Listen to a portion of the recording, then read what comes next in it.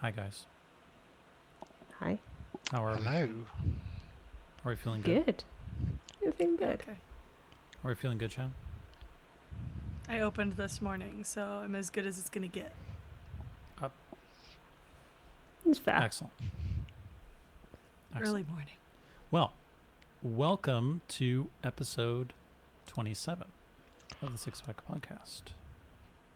We are graced with the presence of Jazzy B and Sophie.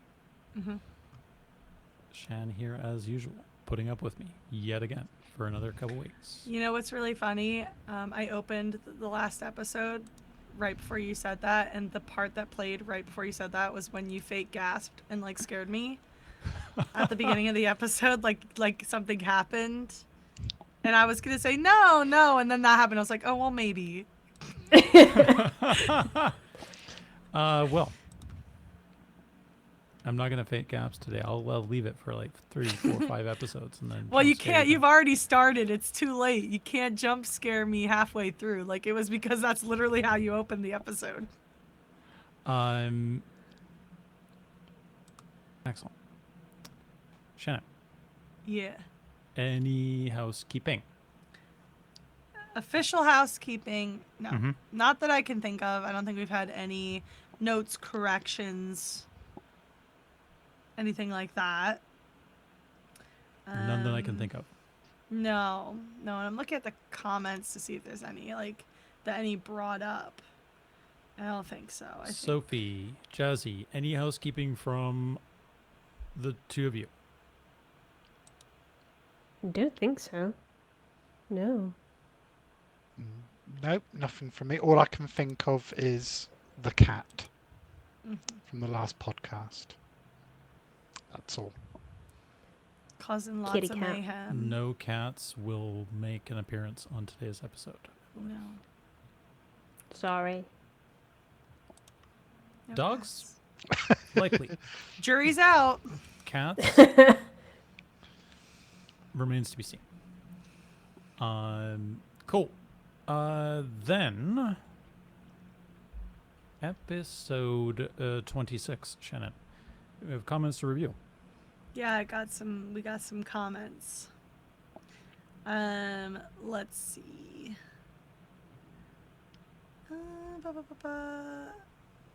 Just Jazzy peeping. telling us how horrible we are, and that if he Yeah. didn't come on the next episode, he was going to Yeah. kick off. Yep. All true. All true. All true. Yeah, he said he hates us.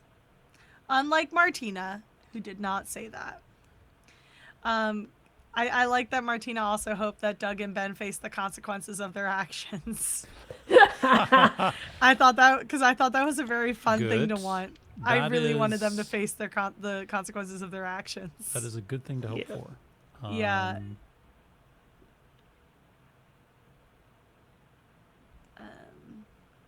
Let me see. Yeah, so Short Trek also talked about how he was glad that he watched it with us in the watch party rather than listen, because the run would have been harder to follow if it was audio only. And I have to, as someone with ADHD, I have to agree. I don't think I would have, like, I've said in the past, the reason why I've made my schedule the way it was so that I can be around for the watch parties, why I insist on watching them, is because I retain it better when I actually have the opportunity to sit down and pay attention to it and take notes. If I had to watch an episode on my own time, God, it would take me like 12 hours because I have to keep pausing it and like walking away from it and everything else. And like the run would have just been an absolute nightmare for me if I had to listen to it without seeing what was going on. So like, I agree. I'm glad that, I'm glad that this is a video format show first and foremost, that has audio if you want it, because like, man, the run would have been an absolute nightmare for me if it was like just audio, like Adventure Zone is, for instance, which is the other D&D show I listen to. Would have been horrible for me, personally.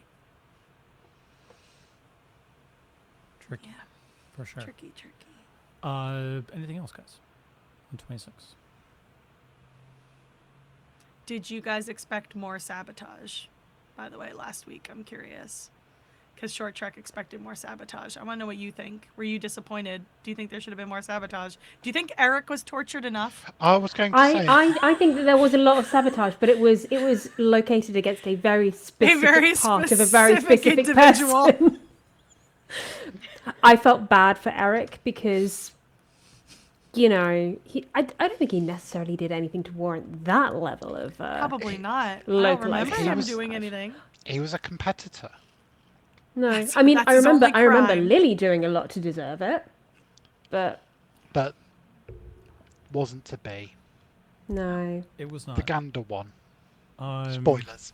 rightfully. I think that I can't remember if I said this on the last show, but anyway, I think there, certainly from Alex, there was a desire for more sabotage. I think Harry was like, nah, you ain't got time for that. Sorry, I'm not having you spend half the episode trying to sabotage all the teams. That was my sense. I guess the run was based loosely on the avalanche set piece from episode 2, so it was quite a fast-flowing, literally, event. And by the end, they were so far ahead. They didn't need to sabotage; they just needed to seal the deal and, torment Eric. Yeah. Definitely. But and I know this will have been talked about in the previous episode, but I did enjoy the way that it ended with the silence, the invisibility, and the disguise self. Like, that was just 3 pieces coming beautifully together. Most definitely. But yeah, I mean, that will have been spoken about a lot last week, so I won't drag all that up again, but I did appreciate it. Definitely discussed it at length. Exactly. Yes. But the creativity on the go as well to come up with that in real The yes time ending. and do it. And when we talk about 48, there's a bit of that again, maybe. So many. I have so much to talk about. Most definitely. Most definitely. All right. Newsy news. Then, unless you guys have other comments you'd like to address, let's get up the February schedule here and switch over to the screen share.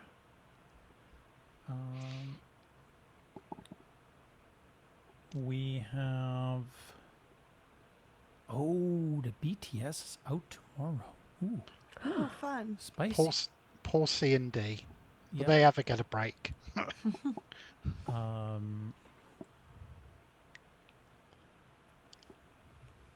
Yeah. Was nice to have Kenneth get his question answered on the AMA, which I thought was nice. If you do want questions answered on the Ask Us Anything, definitely get those into the Discord channel. I need a Or on good Patreon. one. So they did mention that they would be asking for new ones probably here shortly. And not just the AMA. We've got the DMS. True. Yeah. I wonder how I'm so behind on that. We've had what, It's so 3 good. now? I think we've had 3, and then the next one's going out on Friday. Right? Yeah. I need to get caught up. Because they recorded 3 at MCM, I think. They definitely did a couple back to back. Yeah. Because they sort of said that in the first episode, which is the only one that I've managed to listen to. But yeah, I know they did a couple back to back. Yeah. Don't worry, I'm behind on all my Patreon content. I think you are not alone in this. Shan. There's a lot. There is so much to catch up on. Yeah, I'll get to it eventually.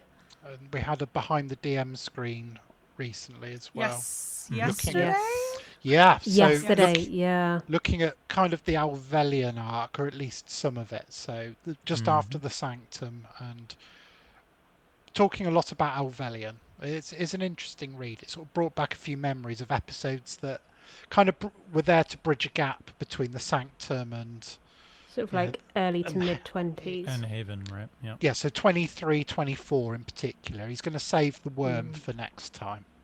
Of course. And the frog. But no, it's a good one. Excellent. Anything else on general Natural 6 news? I think we're all waiting with bated breath for whatever Redacted. The heck Redacted is. Yeah. That's got to be in next month's update, surely. Yeah, surely. Or at least something in next month's update. Foreshadowing, yes. Because episode 50 is next month. 17th of March. Yeah. Yes. So, St. Patrick's Day. Oh, God. The day of my people. We are coming up. We are Of course, coming yeah, up Philly. To 2 years. We are coming up. There's a bunch of stuff. Yeah. Yeah. I'll have to make an Irish coffee for the episode. I'll get a Guinness. Maybe I'll have to get some whiskey. Because I've got proper Irish coffee glasses. Come to Shannon. I won't say my full name on here, but it is very Irish. Don't you worry. Come to her St. Patrick's Day party conveniently at the same time as a watch party. You are all invited. Excellent. I'll post it in the chat as a joke and see what Holly says. see how many people. Come to my St. Patrick's Day party, hosted at the same time as a watch party in the watch party. We'll have a great time. Are you not a Guinness lover, Sophie? You're not a fan. I'm not really a stout person. It's too heavy. It's too heavy. Yeah. My dad said a lot of the same. He never really drank dark beers. I mean, we went to Ireland in 2022 and we were at Guinness because I raved about the Guinness storehouse experience when I went by myself. It is different in Ireland. I will say that it tastes. Guinness does taste different in Ireland. Yeah, he loved it in Ireland, like crazy loved it. And like I watched him drink one. He still made me drink most of it because he was gonna give me you get a free one when you do the tour. Yeah. So he was like, you can have mine. And I was like, well, you have to drink it. We're here. And he was like, yeah, it's not bad. And I was like, I told you. He probably hadn't had a Guinness in like 20 years too, if I was being honest, because he didn't like dark beers. So it's like, I mean, I'm not really a big beer person anyway. Like, I don't drink it that wines much. and spirits over beers. Yeah, I used to drink it a little bit more, but it's like I don't really drink that much to begin with. Yeah, I still have Bailey's left over from the holidays. Like I still almost have a bottle an entire from bottle. Ireland. Yeah, almost an entire bottle. Yeah. Maybe I'll put Send that in it. my Irish coffee. That's what I do. Coffee, Bailey's, maybe a little touch of extra whiskey if I've got it. Little whiskey. I might. And then if I have whipped cream, the whipped cream is going on there as well. Because the key is to get a heated spoon and to pour it over the back of the heated spoon to get it to lay on the top. Yep. Anyway. Are you a Guinness lover, Jazzy? Any other Irish drinking tips that we want to give out? I don't know. Well, my family's is just drink. And I, for one, kind of reject that a little bit. I don't think we should do that at all, actually. But, yeah, if anybody does a car bomb, I might be quite upset with them, actually. It's like, no, don't do that to yourself. No. Don't do that to yourself. It's not worth it. It's not worth it. It's really not worth it. It's not worth it, honey. No Guinness for you, Jazzy? Oh, Yeah, no. do you like Guinness? I do like my Guinness. Big Thank fan you. of Guinness. It's just... I find it quite easy drinking, especially compared to quite fizzy lagers and things that just give me, you know, the It is a burples. smooth drink, yeah. It's great with food. It's a good roast dinner drink. Can you get it imported where you are? Who are you aiming that at? Which Jazzy? I mean, it's usually available on draft in most pubs. Yes, but usually, so there's a big difference. The only reason why I mention this is that Liverpool has a substantial Irish community, and of course we're literally throwing distance. So there are many pubs here that will advertise that that it's imported rather than brewed in the UK, and there's a whole shenanigans with respect to like this. that pub in London, the Devonshire. Yeah, I don't know whether where you are you can Probably. do that. I've not. I'll be honest. I've not researched it. But I wonder now. Maybe. Yeah, one of the dog dads, who regularly is there in the park for myself and Taylor the dog, is a pub owner here, and yeah, he's always talking about the secret deals to get the proper Guinness, but to make friends with the Irish. Yeah. It pays to be friends with the Irish. Funny how that works. Mm-hmm. Especially around here if you need your driveway repaved. I will say I do like Jameson whiskey as well. Jameson's quite nice. The tour in Dublin, the distillery tour, it's very different to the Guinness experience, but it's really good. It's really good. If I was a bigger whiskey drinker, I would have done, like, even my dad, like, we chose Guinness in particular because I chose it because I wasn't a huge, like, straight whiskey drinker. Like, if I was, like, maybe next time. He was also more of a Tullamore Dew guy, which is the other Republican whiskey. We have have you guys ever watched The Wire? I know of it. I've not watched it. Yes. So one of my favorite scenes, and I told this joke to my dad, and he got it immediately.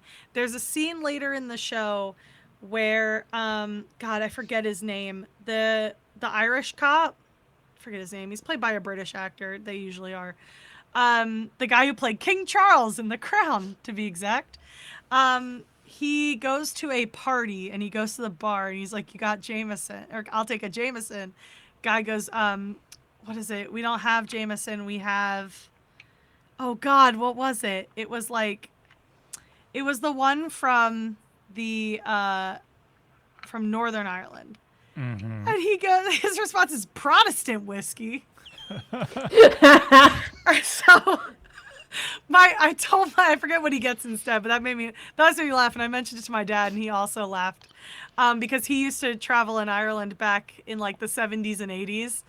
Oh. So like, I'm sure that joke was a huge hit in his head. But that I laughed as soon as I saw that scene because I knew exactly what the gag was. But yeah, my dad always had Tullamore Dew around him. I have to look up what the whiskey was now that he was so upset about. Use my phone. I will say one last sort of thing about Guinness. I've been reliably informed that the 0% alcohol Guinness is apparently very good. I've heard that as well. I've heard that as well. Yeah. I didn't try it when I was there. They were offering it as your free Guinness if you wanted, because it was new when I went. I've heard that some places, if you ask for it, will give you what's called a half and half, or semi-skimmed. So they'll get a because they'll put half regular Guinness and then half zero, so it becomes a 2% alcohol. Drink. Overall, I think that's quite clever. Yeah, it was Bushmills, by the way. Oh yeah. Oh, Bushmills. That's what it was. As soon as I looked it up, I was like, "That's what it was." Yeah, he was offered Bushmill, and he went Protestant whiskey. Oh man. So if you come up this way, Jazzy, we'll have to go to Kelly's Dispensary, which. Just the name advertises. It's a very Irish name, isn't it? Imported Guinness. Yeah. Yeah. All right. Good. I'm excited now. St. Patrick's Day. Yeah, it's coming up. And I can't use my green screen. I'll blend in. If you decide to go with like traditional green, We'll see.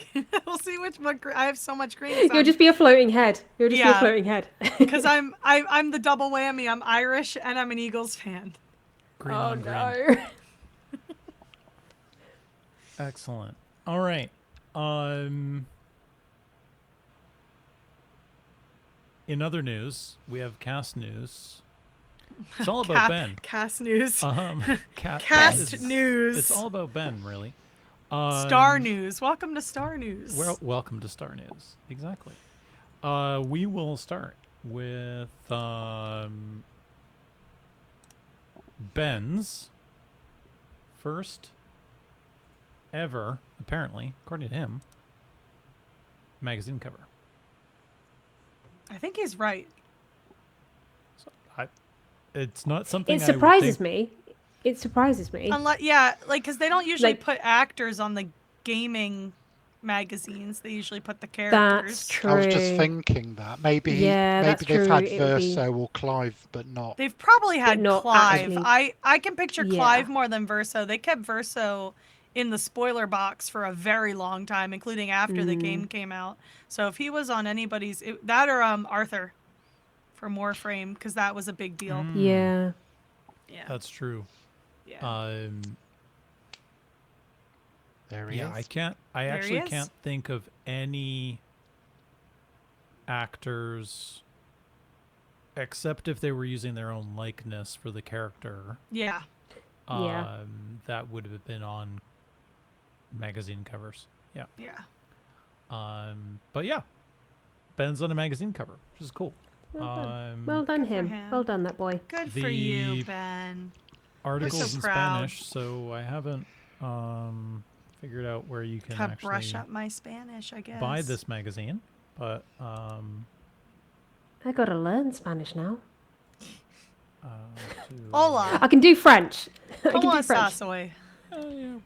We need a Spanish transcriber. I took it for 7 years, and I actually retained more than I thought, but it's one of those things where I need to be thrown into a listening situation. Actively use it. Yeah, right? my best friend's family is from Venezuela, and when I was up there for her wedding, I was doing my Duolingo, and I was like, let's do Spanish.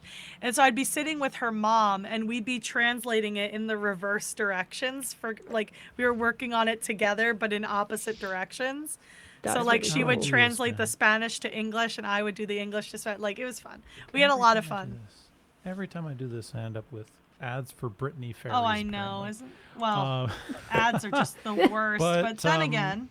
Ben is, once again, and train tickets as well. I just got a Spanish ad for AT&T.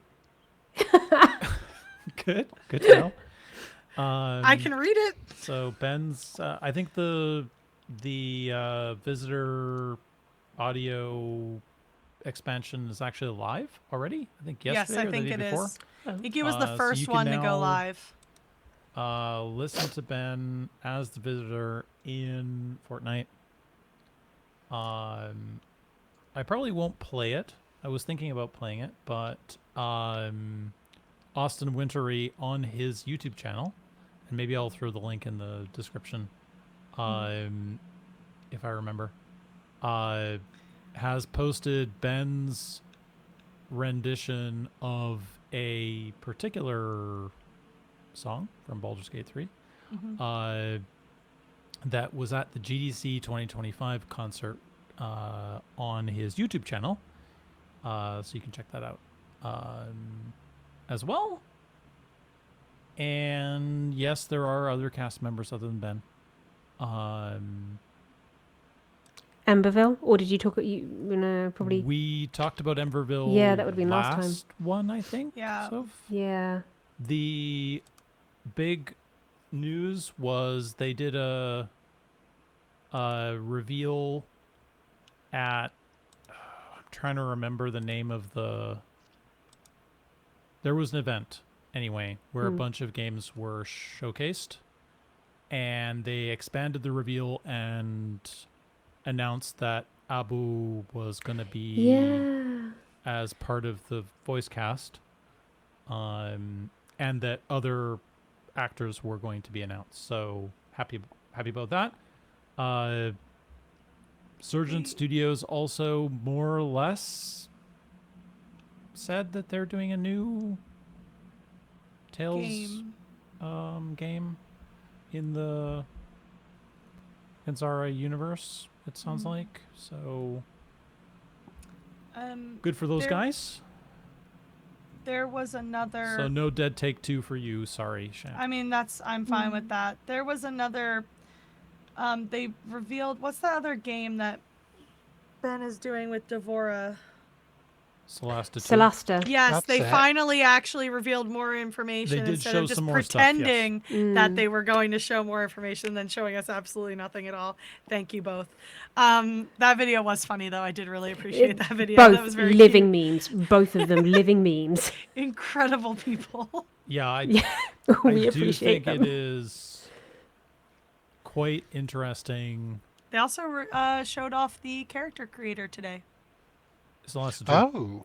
First I saw it right before I got in the call. I'll find the link and send it in the host in the chat. That shall be not but named. yeah, they release like where we plan the episodes, gang.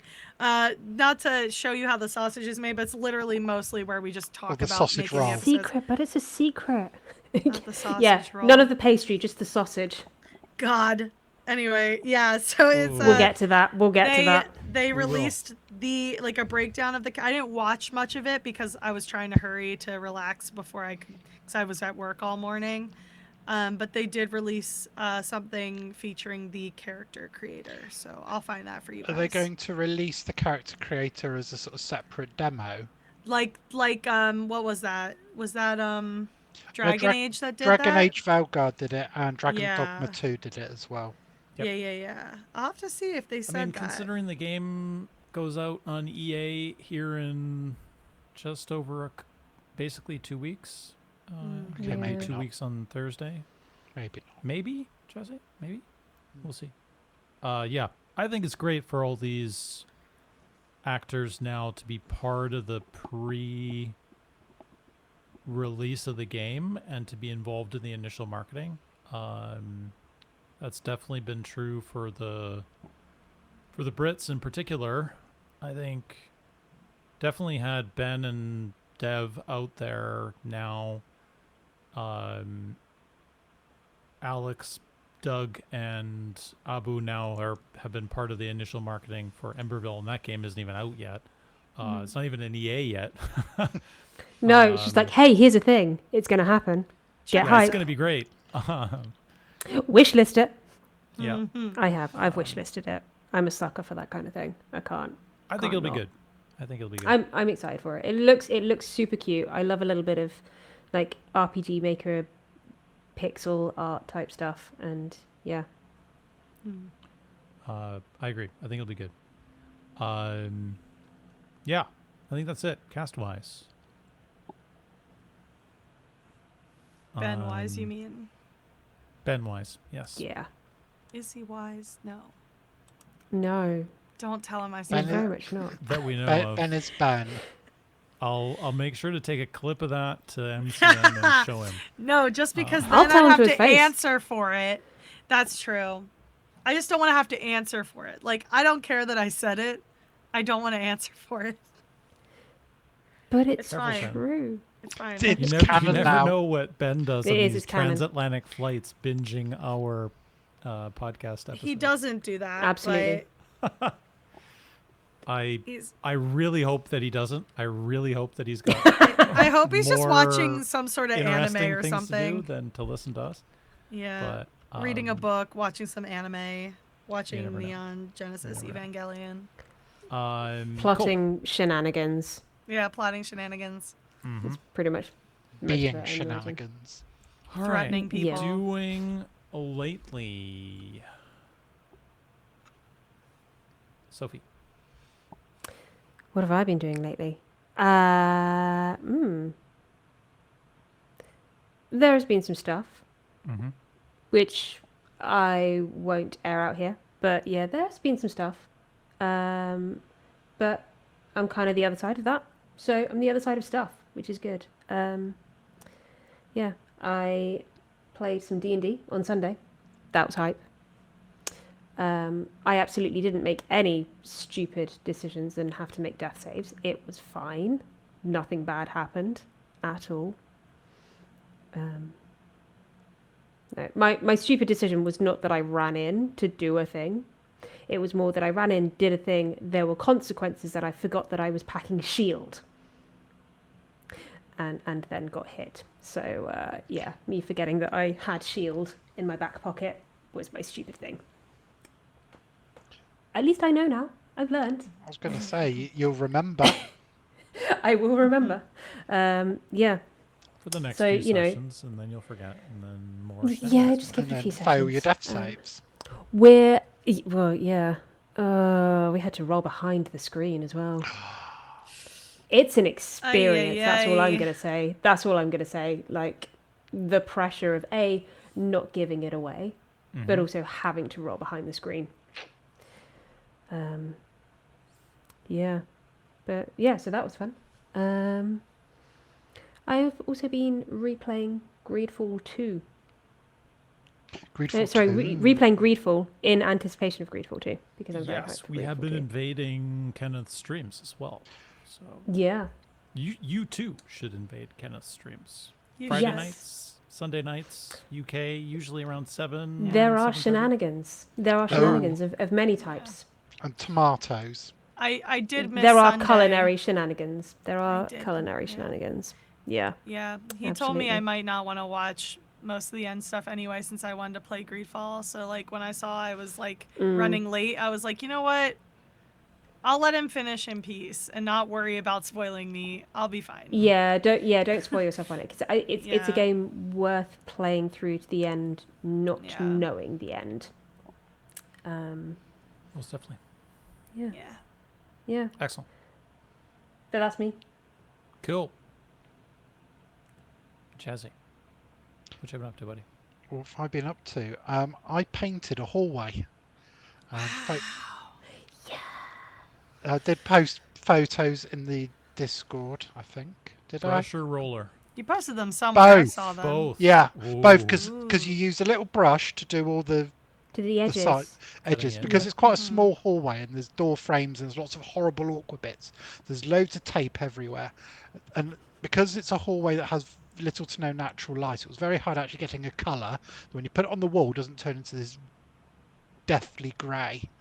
So I got quite a vibrant green, bit like green screen green, and then it just on those walls becomes this lovely, almost appley kind of lovely green, which is just so uplifting. And it turns out I'm actually quite good at painting. Who knew?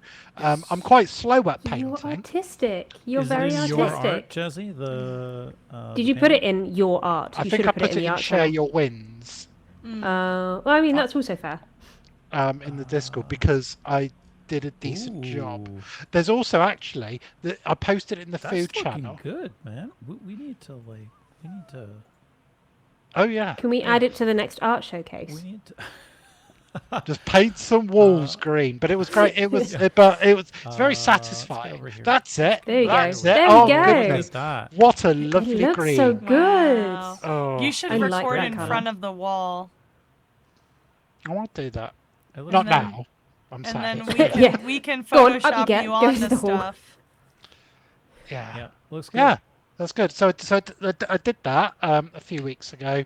I still love it. I'm really pleased with it. It just makes a really dark space. Just gives it a bit of zing-a-zing-ah. Yeah. So I did that. What else have I been doing? I bought a new notebook to take notes for episodes. Padded. It's a padded notebook. Nice. So if I knock into it, it doesn't hurt. See. Because you do that a lot, I imagine. Yeah. Well, that's the thing. I don't. Notes and be like, when people are throwing the book at you, Jessica. Oh well, yeah. Exactly. And quite frankly, I deserve it, but I don't want it to hurt. So did that. What else have I been doing? So I've been playing some games, completely failing to cut the backlog. So apart from a little bit of Octopath Traveler 0 still, which I'm still loving, but Animal Crossing is still hooking me back in. I'm like, I can't believe it. I'm still enjoying it. It's my bedtime little thing, going around moaning that Celeste isn't appearing on my island because I really could do with the Pisces fragments. Thank you very much. And I also replayed a game that I once played on Game Pass, which I've no longer got, ages ago, but I got it on PlayStation. It's a game called Immortality, a full motion video type game. FMV, yeah. FMV, by a guy called Sam Barlow, who's best known for a game called Her Story, which you can actually play on. You can get it on mobile. But Immortality did actually get. That's the one. Yep. There's three. Essentially, it's 10 out of 10 on Edge. We got to play it clearly. Yeah. Basically, there's three. It's just all you're doing is you're jumping between clips from movies and associated interviews. There's 3 movies in total which you see bits of, and you pick out different bits, and it's to uncover the mystery of what happened to Marissa Marcel. Okay. Yes, I remember hearing about this ages ago. Yeah, same. And I could never remember what the game was called. Right. Immortality. Okay. I'm writing this in my phone. I will say because I will forget otherwise. In my library that I've just never played. It gets a bit twisted, and in a great way. And actually, I think the idea behind the 3 movies is quite interesting. I was born in the early 80s, so I remember FMV games when I was a teenager on the Sega CD and Sega CD and all of those sorts of things. And they were terrible. Like Night Trap was appalling. But everyone played it. But it was terrible. This, however, is great. And if you're familiar with Dead Take, imagine that, but without the walking sim bit, just the video. You could imagine Ben and and Co. Just exactly. I'm trying to think his name. Neil Newbon. Thank you. Yeah. How could I forget Neil Newbon? Honestly, but they would be fantastic in something like this because, of course, they were amazing in Dead Take. So I played a lot of that. I've finished it. I'm not normally one to trophy hunt, but I'm 1 trophy away from platinuming it now. You've got to do it though. If you've just got one more to do, I think I might have to look up a guide, but I don't. On how to do it. Yeah. Because if you've already done the story though, then... the story's I really enjoyed the story. How long did it take you, Jazzy? To find the end of the story, it's sort of a one evening thing. But I will say it's not that expensive. If you've got PlayStation Plus, you can get it for £8 UK money. But $16.75 right now. So it's a full price. It's about that. But it's actually, I think, full price on PlayStation. It's slightly less than that. So you may find it will be on offer quite a bit, and I think it does occasionally pop up on Game Pass and PS Plus, and I'm sure there'll be Steam sales for it. I know Sam Barlow's working on some new games, so maybe. Sorry. Look at that! It is indeed on sale right now on PlayStation. Yeah, that's what I did. That's what I did. Am I going to until tomorrow? Right. After this, I'm gonna. The only thing I'll say, the playable interface, it's a bit janky, but I kind of love it. I love a bit of jank. I play Greedfall. I love a bit of jank. I will say it plays best on a controller because you're spooling. That works for me. It's spooling so video. to do the. Yeah. You'll work it out. It doesn't really guide you too much. You just jump into clips and you'll click on stuff. So you might click on, say, on that, so you can see that's Marissa. You click on her face on the thumbnail. You click on her face and it'll bring up another clip that features her. And it might be from the same movie. It might be from one of the other, because there's 3 movies. One filmed in the 1960s, one from the 70s, and one from the late 90s. And you're trying to work out, what's the story with her? And then what's the story with spoilers?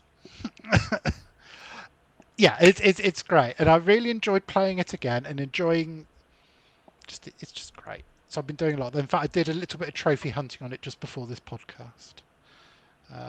Excellent. So yeah. I'm going to have to buy that after this. Yeah, apparently I've got it in my library and I played 2 hours of it. So you don't remember. I do not remember any of it. It's memorable then. I guess I will need to play through it now. Okay. yeah. I hope you enjoy it more second time around.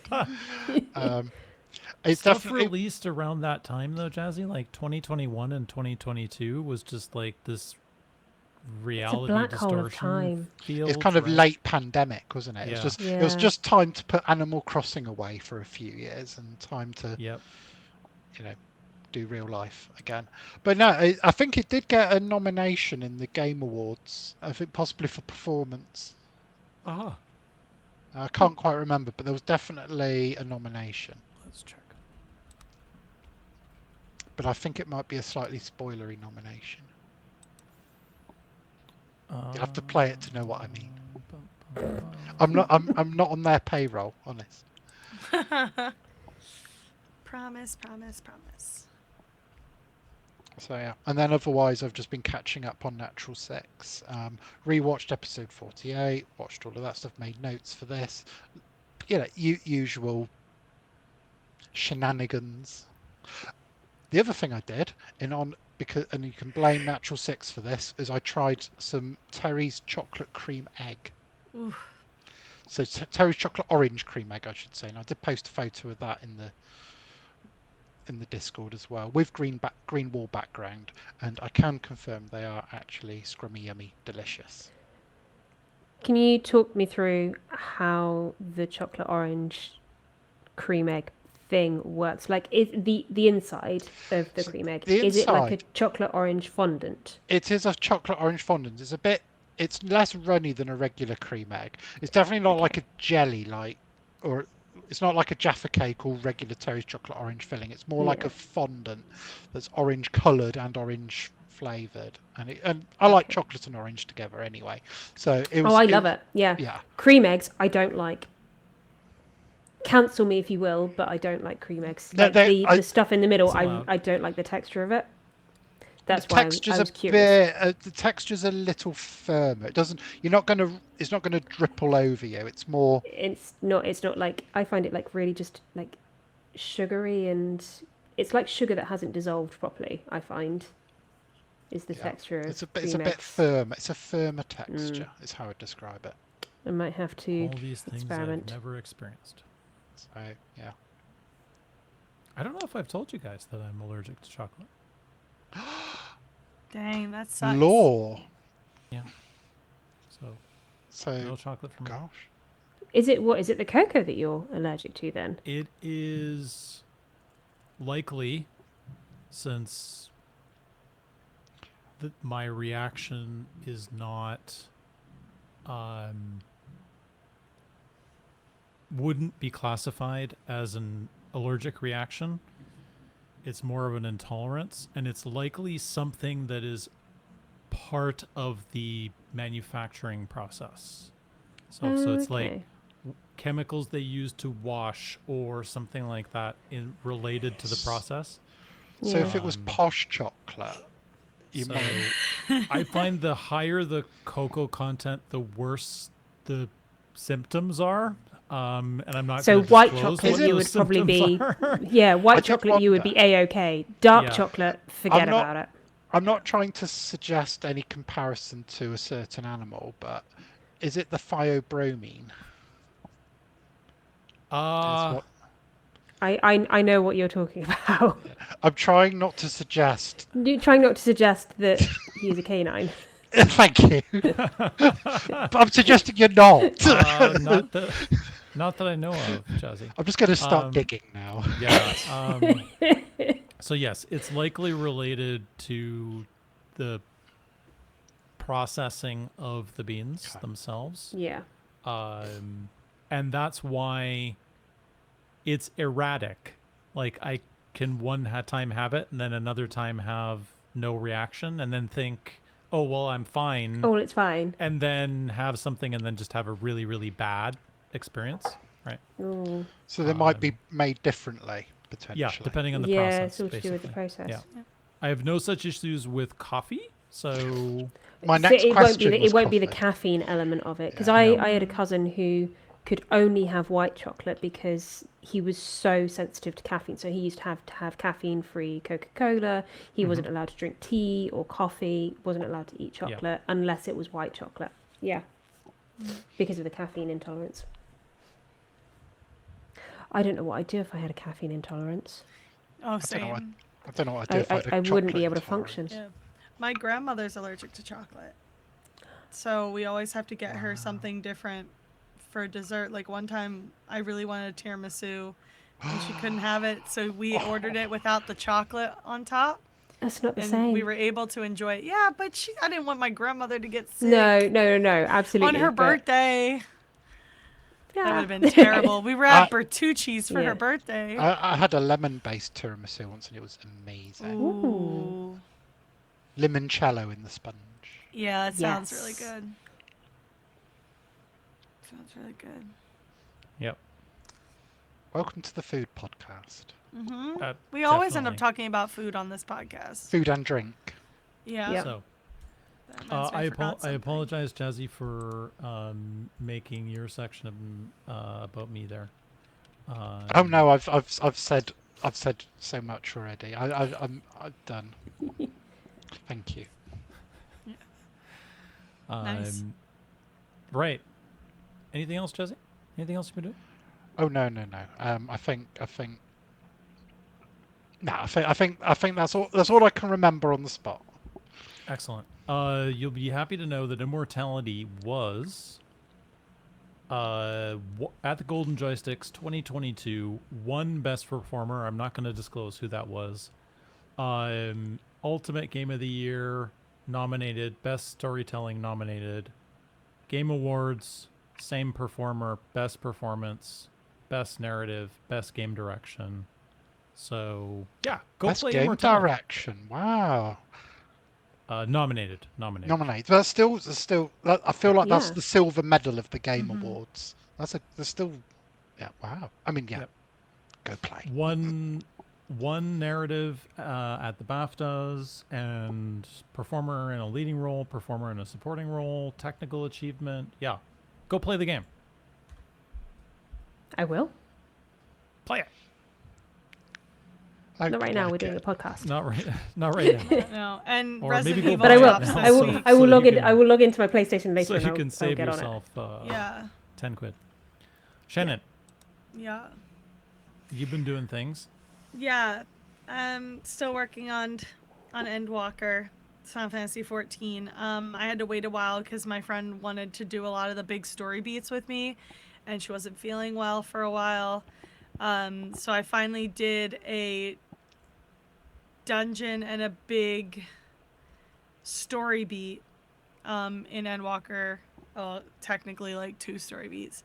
So I actually have to do more talking to somebody. But I switched to a Realm Reborn again because it's easier to kind of grind stuff in there on my my bunny girl Aoife. So that's where I've mostly been. Kind of putting off Endwalker, though I really shouldn't. Then we had another blizzard. Go figure. Dropped over a foot of snow on us again, but it was like warm enough that it was also melting pretty quickly. Like the snow was a different texture. It was a really weird texture. And everything else. So it was a lot easier to clear. The roads are great. Can we show your pic, Shan? Oh yeah, you can show some pictures. Yeah, I sent some pictures. All right, let's bring Without wishing to bring it back to food, I did suggest it looks a bit meringue. Did it look like meringue? It does, and it did. It had like a strange, almost meringue-like texture, or like that type of, that really thick whipped cream. So yeah, that was. I just needed my snow boots, which were in my back seat. So I literally just, for the time being, cleared my back door of my car, so I could get my snow boots out to do more digging. But yeah, my car was. I drive a sedan. It was completely covered. Like it was just car. And then I took a picture of the inside too, which I didn't send you guys. It was like dark in there. Because my car was completely covered. Because it was also blowing. Like the snow was blowing. So there's some like goofy stuff going on in my yard. Like a mix of the snow and the plow, or the wind and the plow. The side of my mailbox is just like, looks like it got blasted by something. Because it was, we were under blizzard watch for a little bit. But the wind conditions and the vision conditions ended up not making it quite a blizzard, but it was pretty close. But yeah, it dropped over a foot of snow on us overnight. Pretty cool though, because I was gaming and then I went upstairs and I was like, whoa, it's like a lot of snow outside. I was off, so I did not have to deal with it, but I did have to shovel for like an hour and a half yesterday. Shovel and clear cars because I had work this morning, so no rest for the weary. The snow wasn't as heavy because, again, it wasn't ice. Like, it wasn't freezing outside. But it was still, like, a long, tedious task because the cars had, like, a lot of snow on them. And then because it was warm enough for snow to melt, at the end of my driveway there was water in the snow. So down there it was particularly heavy. But it was fine. Yeah, it was fun. It's nice to get like a good crunchy snow like that. A good crunchy snow. That makes the nice snow sound when you step in it or whatever. Before that, we had a gnocchi making class that had gotten postponed from the last snowstorm. So we made it this time. It was a big class too, probably because it was people who had to get postponed / people from who were supposed to do the storm and they, yeah. But that was really fun. We learned how to make pesto. So I now know how to make pesto. Yeah. From it's scratch. So easy, right? It's so easy. Right? It's so, my mom said I put Basil, too much garlic in it, but I don't believe her. No There's such never thing as too much garlic. Never too much. Never, no such thing at all. But she also she put the entire thing of pine nuts in there. If anything, it had too much pine nuts. No, you don't need loads of pine nuts. Just a little bit. Just a little bit. She just kept putting them in there. And I was just like, and she just kept adding stuff. And she would hear somebody get a correction or a suggestion from the teacher. And she would do it to ours too. And I'm like, she's not talking to us, Mom. Enough olive oil. Enough. But it was fun. You need a shot glass of olive oil. Like a shot glass of olive oil will see you right. It was with mortar and pestle. Yeah, I don't know if the size of the mortar and pestle. Yeah. So it's like it was something so satisfying fun. about doing it. It was like it was basil and kale pesto. Ooh. And I sent pictures in food. I think it was very beautiful green. I was really proud of it. Even though my mom said it was too garlicky. It's fine. I'll talk about this for a few minutes. And then we made the gnocchi by hand, and that was really fun. My mom insisted that we didn't have time to make all the gnocchi, so she kept insisting we should take some of the gnocchi dough home. We're like some of the only people who did that. I was a little embarrassed about it. I won't say why I think she said that, other than we don't have time. Not appropriate conversation, but I was not happy about it because that was my dinner.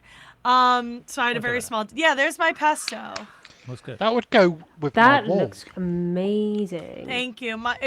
Other people had darker green pesto. Yeah. But I quite liked mine, and I put the whole clove in there.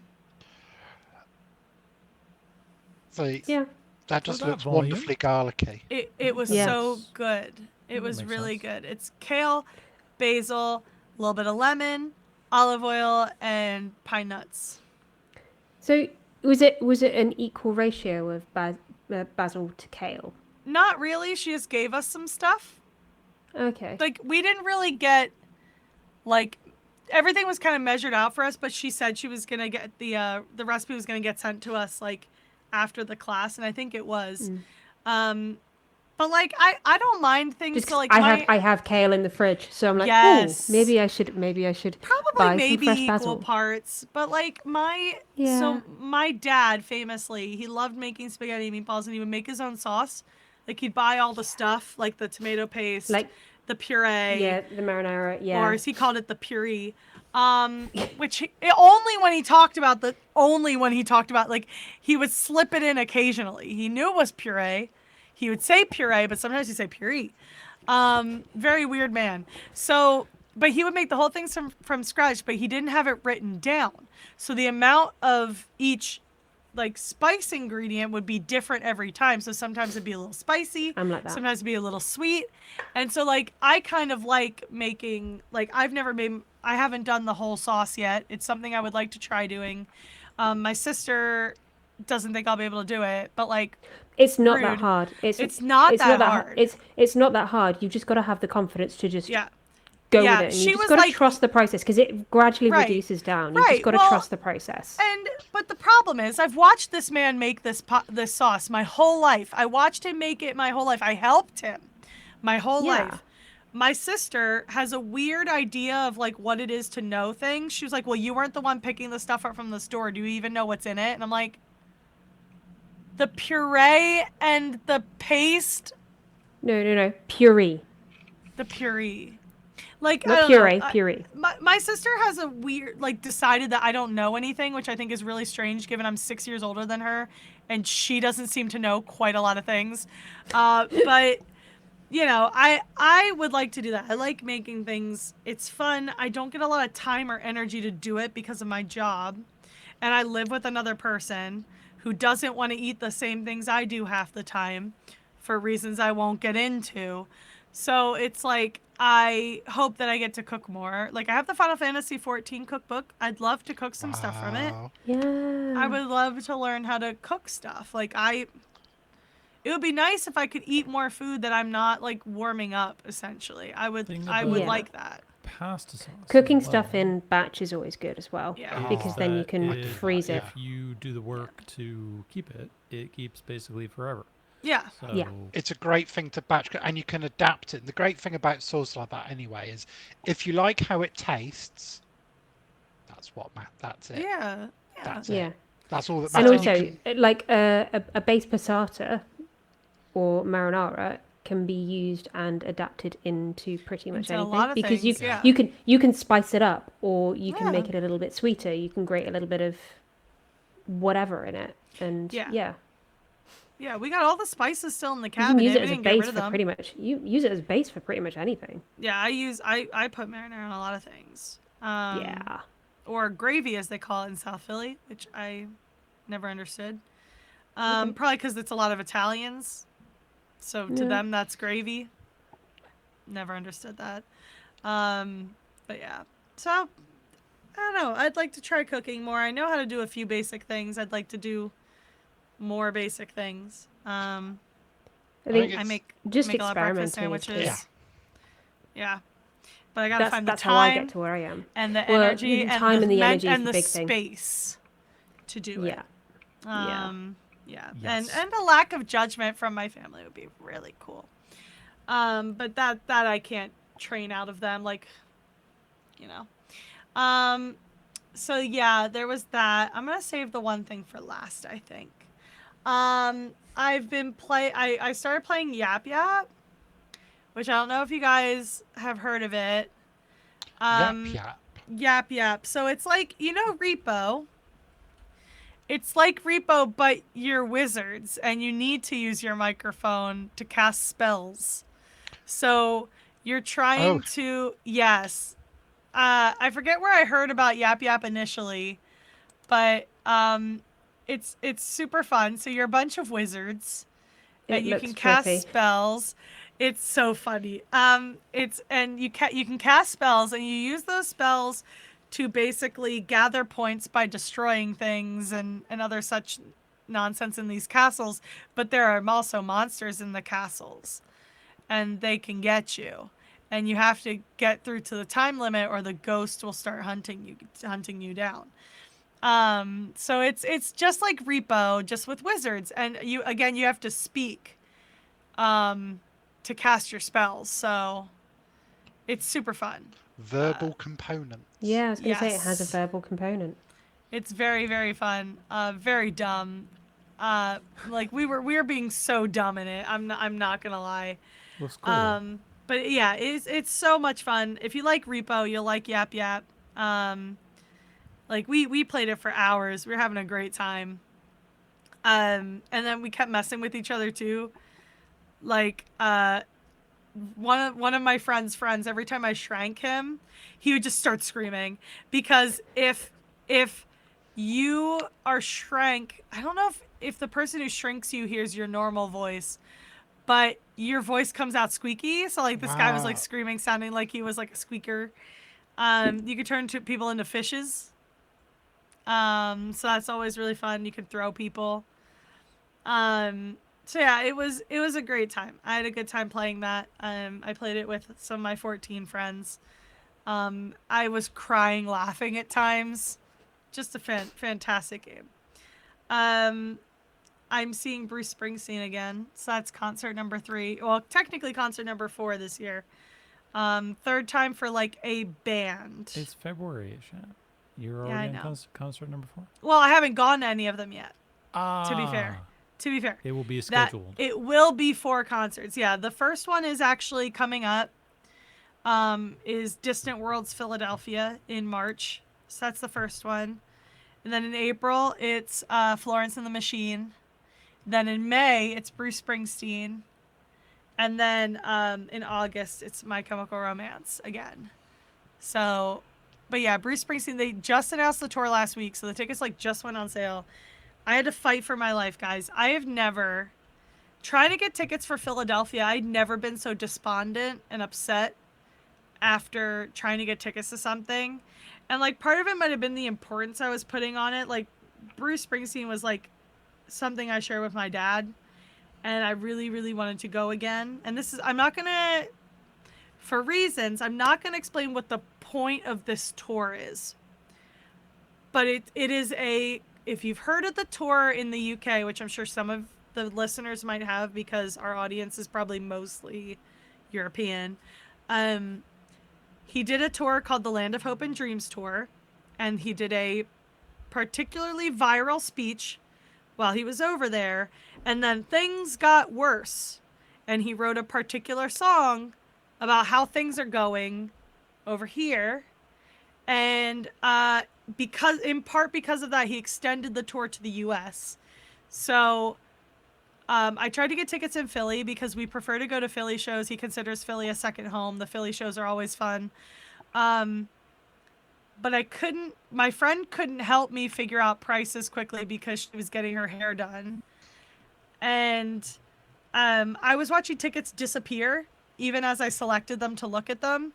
And there was only like upper bowl left too, and tickets were expensive, and I didn't want to make a decision without her.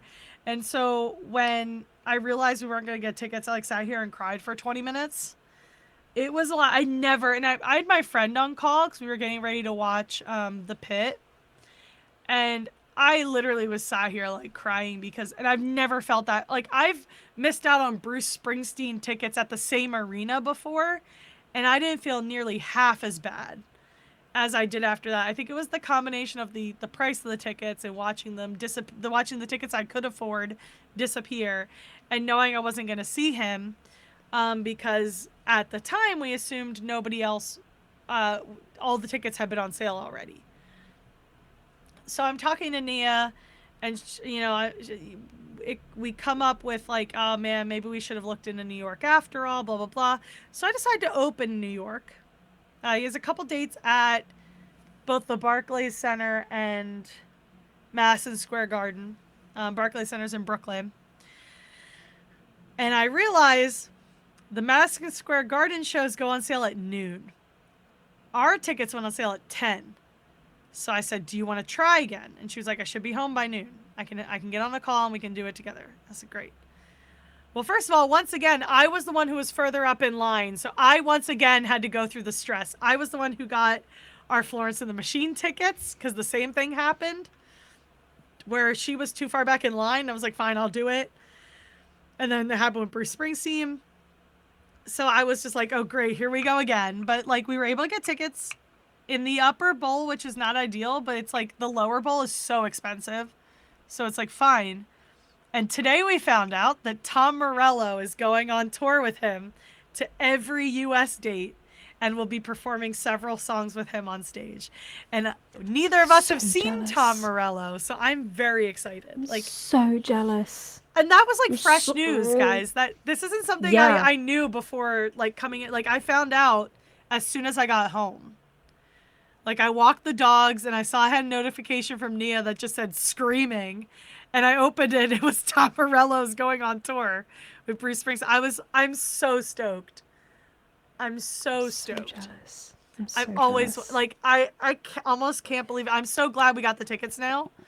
It's not ideal. We're to the side of the stage. He does whole arenas, so, like, I don't expect you guys have seen Bruce Springsteen, but he does. He's kind of a big deal, I've heard. Well, yes, but he doesn't close off behind the stage for his shows. He has an open stage, front and back. Kind of in the round. He's in the round. Almost. Yes, so he'll perform behind. Because I went to a show where we had tickets behind the stage, and he did perform to us a few times. Like, he usually has an open backstage, so that he'll do both. So we wanted to be in front, but obviously those tickets were more expensive. We got just off to the side. So we might be able to see him, which is fine. But, like, it's not about seeing him. It's about hearing those songs that we've heard our whole lives live. Because the man knows how to put on a party. Yeah. Like, a show. We still, to this day, quote his Super Bowl halftime show, where he was like, put down the chicken fingers, step away from the guacamole. It's just, you know, he's so much fun. I'm really excited. And now we also get to see Tom Morello, which is insane. So I'm more excited about it than I was before. And also, Nia's never been to Madison Square Garden, so I'm very excited I took my dad to Madison Square Garden before. I've been to Madison Square Garden by myself. Like, I've never been to a concert there. I've only ever seen basketball games there, so I'm college basketball. I should preface, I will never see the Knicks there. Hatred in my veins. See, I'm going to talk about football in a minute, like British football. And, you know, we're told we don't have a culture of, like, and I would say, yeah, you're right. We don't have a football culture, but, oh boy, do we still hate the other guys half as much as if we did have a football culture. Like, you still have a sports ball culture. You have a sports ball culture. Sports ball. Yes. Sports ball. Hatred in my veins for the Knicks. Not as high as for the Celtics, which hate that I have to call them that, but hatred in my veins. What else would you call them, Shan? Celtic? The actual pronunciation of the word? It's very... Let's not go there with U.S. pronunciations. And it's Boston. Don't even get me started. And their logo is a leprechaun. Anyway, hatred in my veins for Boston as well. But yeah, so very excited to see a concert there. It's a great arena. Don't get me wrong. Yeah. Great arena. Just wouldn't see the Knicks there. So yeah, it's very exciting. Also very exciting, still in sports. We have minor league baseball teams here for the Phillies. That's their farm teams. And my farm team, well, they're both Phillies farm teams. But there's one, the Reading Fightin' Phils, which are about an hour and a half away in Reading. They announced that for their morning game, they were going to be the Reading Iced Coffees. And I thought, that's adorable. That's perfect for me. So I ordered like a shirt. I ordered a hat, and then they put the hat I wanted back up. So I ordered a second hat. And they already came, too. And they sent me like a cute little coffee sleeve with the logo on it. That's so cute. So, and he's based off of, there's a famous picture, I'll show you guys later, of a player who used to play for the Phillies called Rhys Hoskins. Very famously spiked his bat after a home run, like, you know, threw it at the ground. And they revealed that this is based off of when he threw his bat on the ground. So that's my man, Rhys Hoskins, as an iced coffee. That's so cool. And then it got worse, because about a week later, as soon as I get my stuff, except for the hat that's on pre-order, soon as I get my iced coffee stuff, the Jersey Shore Blue Claws announced that their alternate name this year is going to be the Jersey Shore Pork Rollers, inspired not only by pork roll, but by Jersey Shore bowling. So their logo, I don't have it because I haven't ordered anything yet, and also this was literally like a few days ago. It's a pork roll bowling. And the pork roll is modeled to also look like a bowling ball. It's genius. And I sent it to Nia, and she was like, why are our farm teams clocking you so bad this year? Iced coffee and pork roll. I was so deeply upset. So like I might get a pork roll hat or a shirt too. I haven't decided. But that's just so funny to me. So I've been laughing about that. But everyone is obsessed with the Reading iced coffees. Like we were so excited about that. We're like, that's so cool. That's so smart. I'll have to wear my shirt sometime. It's white, so I won't blend in with the background. That's nice. But I'm obsessed with the logo as well. And the fact that they sent me a free sleeve as with my merch is very cute. Very, very good advertising. And then I don't know if you guys have heard of this YouTube, but I've been watching all their videos. They're called Away Days. They're centered around mostly European football. Hilarious guys, very funny. Have been doing it for a very long time. I just keep watching their videos because they're so funny. They have one video that was so funny I cried. I was literally sobbing at how funny the video was. But the guys are great. I just keep watching their videos mostly because in all of his videos he'll like pick some crazy football themed thing to do, but he'll also educate you about the team and the culture in the area and like just the general football culture, and it's very fun. It's a great channel. I've watched him before. He does stuff with another channel I really like called Stunt Peg. Yeah. And she's excellent too. Yeah. Really, they do some great stuff. Yeah, they're very funny, and like all of them. It's just, and I've watched so many of them now, and I almost love the hijinks and the things he puts his friends through because it's just really funny. What was the one I watched that made me cry? I think it was like the most disappointing football experience or whatever, and he's on the thumbnail, but he's not in the video because he puts his friends through the most disappointing football experience. And it's literally like he puts them in a car for 7 hours with a driver who won't talk to them. And like they do eventually get the driver to break over the dumbest thing. And it was a cultural reference that a lot of people won't get anymore. And I literally, like, I also cried then too. I cried at several points because it was very funny. But yeah, I've had a great time watching his channel. He seems like a really chill guy. And everybody he interacts with is really chill. And then his fiance, who like, I saw a video where they talked about that there was a joke that he dated every woman who was on his channel. And then I found out later on that he was actually engaged to that same person. Very fun. Very good time. So yeah, highly recommend if you guys like, if any of our listeners like football. And like I said, he goes all over. So he doesn't just do in the UK. I've watched him go to Argentina. I've watched him go to Germany, Norway. Very cool. And in that vein, it's time. Team USA won both hockey gold medals in the Olympics. I got up early. I got myself some breakfast. I took myself out for a nice breakfast, brought it home, had some coffee, settled in. A great game. Like a genuinely good game of hockey. I had a great time watching it. USA scored early, which is always exciting, and then they didn't score again till overtime, which is always exciting. Canada getting a late score in and being like, oh man, are we going to overtime yet again? Because the women, it happened the same thing it was the other way around in the women's game. I think Canada scored first. US got a late goal, and then the US got the most disgusting overtime goal. Like, disgusting as in, like, it was just sick. It was sick. It should not have gone in. And watching the disbelief on the women's goalie's face was also terrible. Just absolutely terrible. But, that's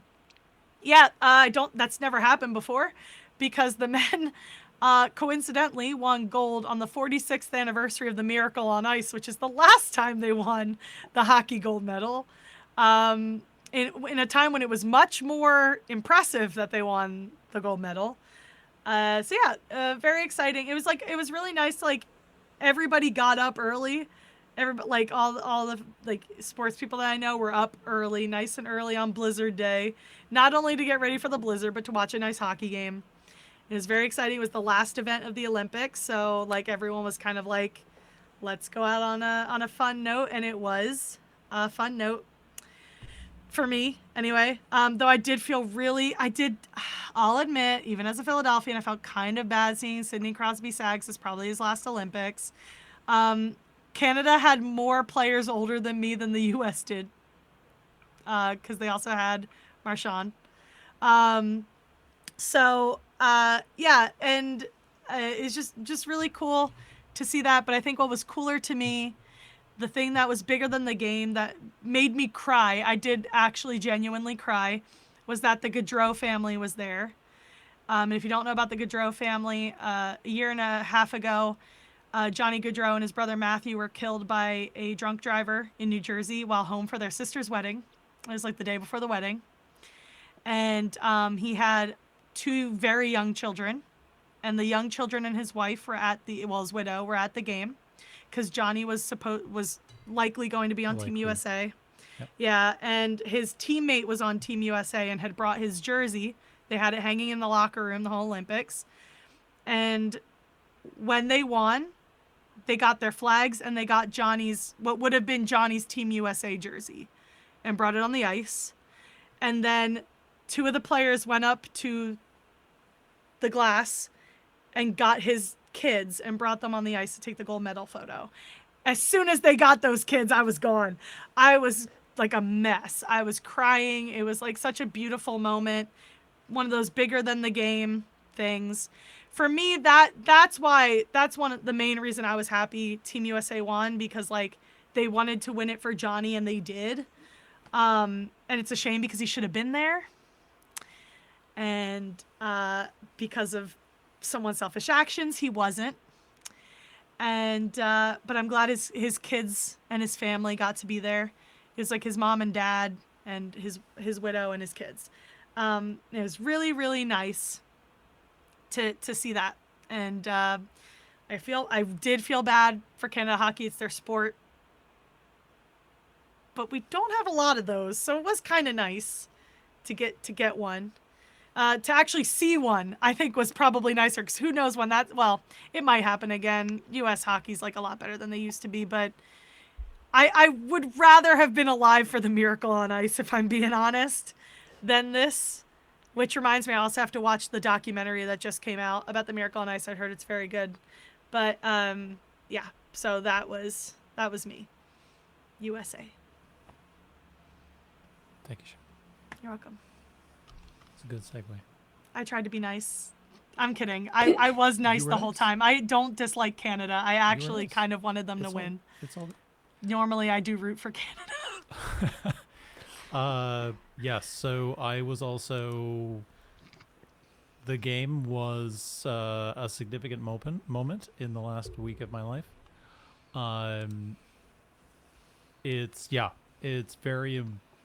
It's culturally important. It's topical politically. There's a whole bunch of things associated with it. And I chose not to go into them, as you. Not my place personally. I'm as also the American not going to go in into room. them. Yeah. You can do your own homework on that. Yeah.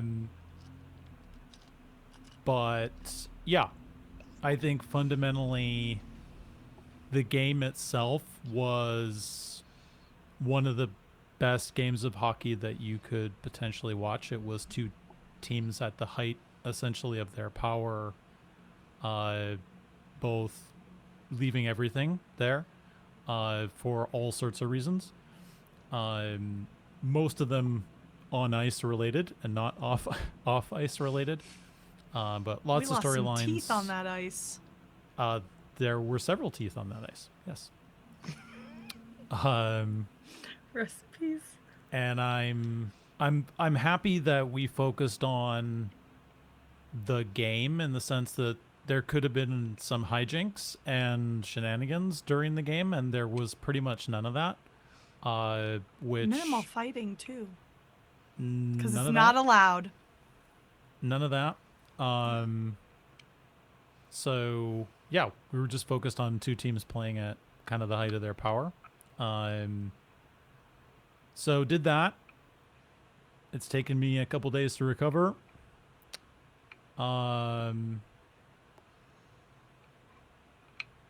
Yeah, It's one of those be humble in victory, gracious in defeat type things, and don't just support your team when you win.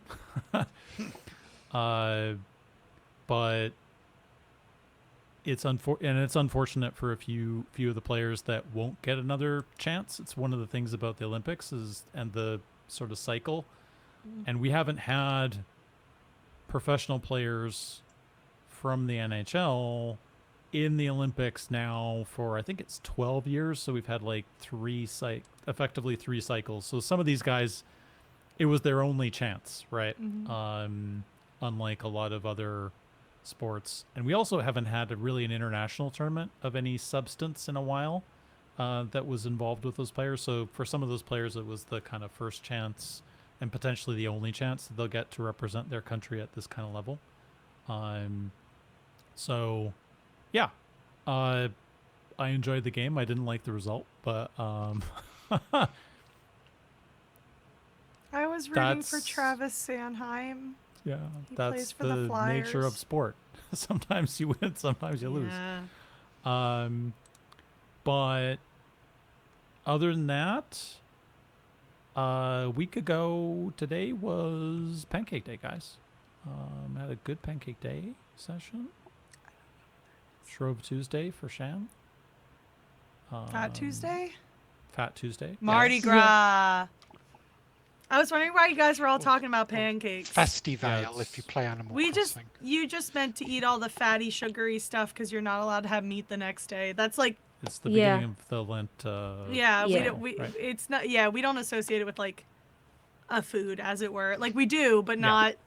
The Brits. It's definitely the Pancake Day. It's the pancake. Yeah, I think it's because of that would be the nature of the kind of stuff that was in your larder. That would be what you would be able to make out of it to get rid of it before Lent starts the next day, I think is the logic behind it. So that was good. Fun. I finished Tainted Grail. Can recommend. It's long though, probably 70 hours to finish. I think I put sort of 80 into it, 85, including the DLC. Not sure I could recommend kind of 100%ing of it. It gets a little bit tired in the middle, but still enjoyed playing it. Last week was half term here. Kids were off, so my daughter and I started playing Absalom, which is a co-op beat 'em up. So it's like playing kind of old school Final Fight or Teenage Mutant Ninja Turtles. Streets of Rage type. Streets of Rage. Yeah. Exactly, Jazzy. So that on PC, PS4, and PS5 has local co-op. So we were playing split screen. It's just like all the old school vibes. So that was really fun. So we've been playing through that. It's which is kind of weird. It is a roguelike beat 'em up. So you have like a path that you end up taking and you're expected to die, and as part of that process you level up your character, unlock other characters, etc. It's a kind of cool premise. So looking forward to playing that some more and getting the rest of the characters unlocked and just generally playing through. Like Jazzy, I have been also exposed to large amounts of Animal Crossing as well. By diffusion, though, I have not been playing it myself, but I've watched a lot of play. Since my daughter didn't even realize that there was the new update. So she had a bunch of stuff to do to unlock the goodies from the new update. It was the Festival on. Exactly. So she managed to get the concert done and all of that stuff, which was cool. yeah, it was kind of a blur, I have to say, last week with the half term, but we're back to situation normal this week. And pour one out for Blue Point Games. Yeah. That news came through, and I was like, wow. If those are the types of studios that are getting canceled, or that, I'll rephrase, not getting canceled, getting closed, we're in a weird time. We probably knew that we were in a weird time, but so if you don't know, they did the remake of Demon Souls for the PS5 launch. They did the last Shadow of the Colossus, I think, remake, and a bunch of other really impressive single-player games for PlayStation specifically. So ones that did well too. Yeah, absolutely. Yeah. Absolutely, Jazzy. So I don't know what they were working on. It felt bizarre. It felt bizarre it did that they feel kind bizarre. of were like, "Oh, here, have a live service game to develop," when that's not what they're what they do doing. Yeah, that's not their sort of their known forte. Yeah, so I don't. Very I don't strange. Even know, very, very sad. to be honest, what they were working on before the studio got closed, but real unfortunate for all those guys. Does kind of make you wonder who's next, not just on that side, but see all the disruption at Xbox with all of its leadership going, and being replaced by an AI, not by an AI, avatar, but by someone whose their background is very much AI. Isn't so it? then you have to wonder whether some of their smaller studios, like that tend to be a bit more risk taking, like Obsidian, are going to be in danger, because I do like a lot of Obsidian's output, but I know when they've released their games on PlayStation, they've sold well, so maybe they'll look at the numbers and think, okay. Yeah, I wish I had the crystal ball for that one, Jazzy. Predictions. It just feels like there's more of a push for the live service versus the single player experience. I can certainly tell you, as someone who has to deal with investors and is in the software business and all that kind of stuff, that finance people with spreadsheets love a good subscription model, right? Where they can... Oh, we lost Sophie. She'll be back soon, hopefully. People love a good... Those types of executives love a good subscription model, right? Where they got the recurring revenue and all that kind of stuff. So I understand the appeal from the dollars and cents point of view, but I don't think every game needs to to have that model necessarily, or every studio even, or certainly not every studio, because we keep hearing about all these live service games that are like basically destroying studios, and they're either directive by like the people who own the studio, or like the big bosses at the studio themselves, like Anthem famously, like not what BioWare wanted to do. They didn't want to do a live service game, and EA made them, and look how that turned out. They just got their servers shut down, or they're about to. So it's like, yeah, not. And then the Suicide Squad debacle. So. Concord. I mean, there's so many examples. Yeah, you could name so many. High Guard is probably going to get its servers shut down. It just makes you wonder as well, the lost opportunity, because all that wasted time put into those sorts of games that are just either going to launch and fail, that would have been otherwise put into the sort of games that maybe people would have liked to have seen. So like, if like you mentioned Anthem, imagine where we would be with Dragon Age and Mass Effect had Anthem not existed. Maybe they would have taken the Knights of the Old Republic forward, rather than that become a separate thing that is thankfully coming back elsewhere. I honestly, it's definitely one of those cases of we're in that cycle of talent being not wasted, but certainly being misdirected to those kind of projects, Jazzy, for sure. But then I suppose you have disillusioned devs will walk away and do their own thing, and that's how people who worked with Ubisoft went and created. I mean, that is how you get Expedition 33. Exactly. I think. I don't know that. Welcome back, Soph. I apologize for my internet.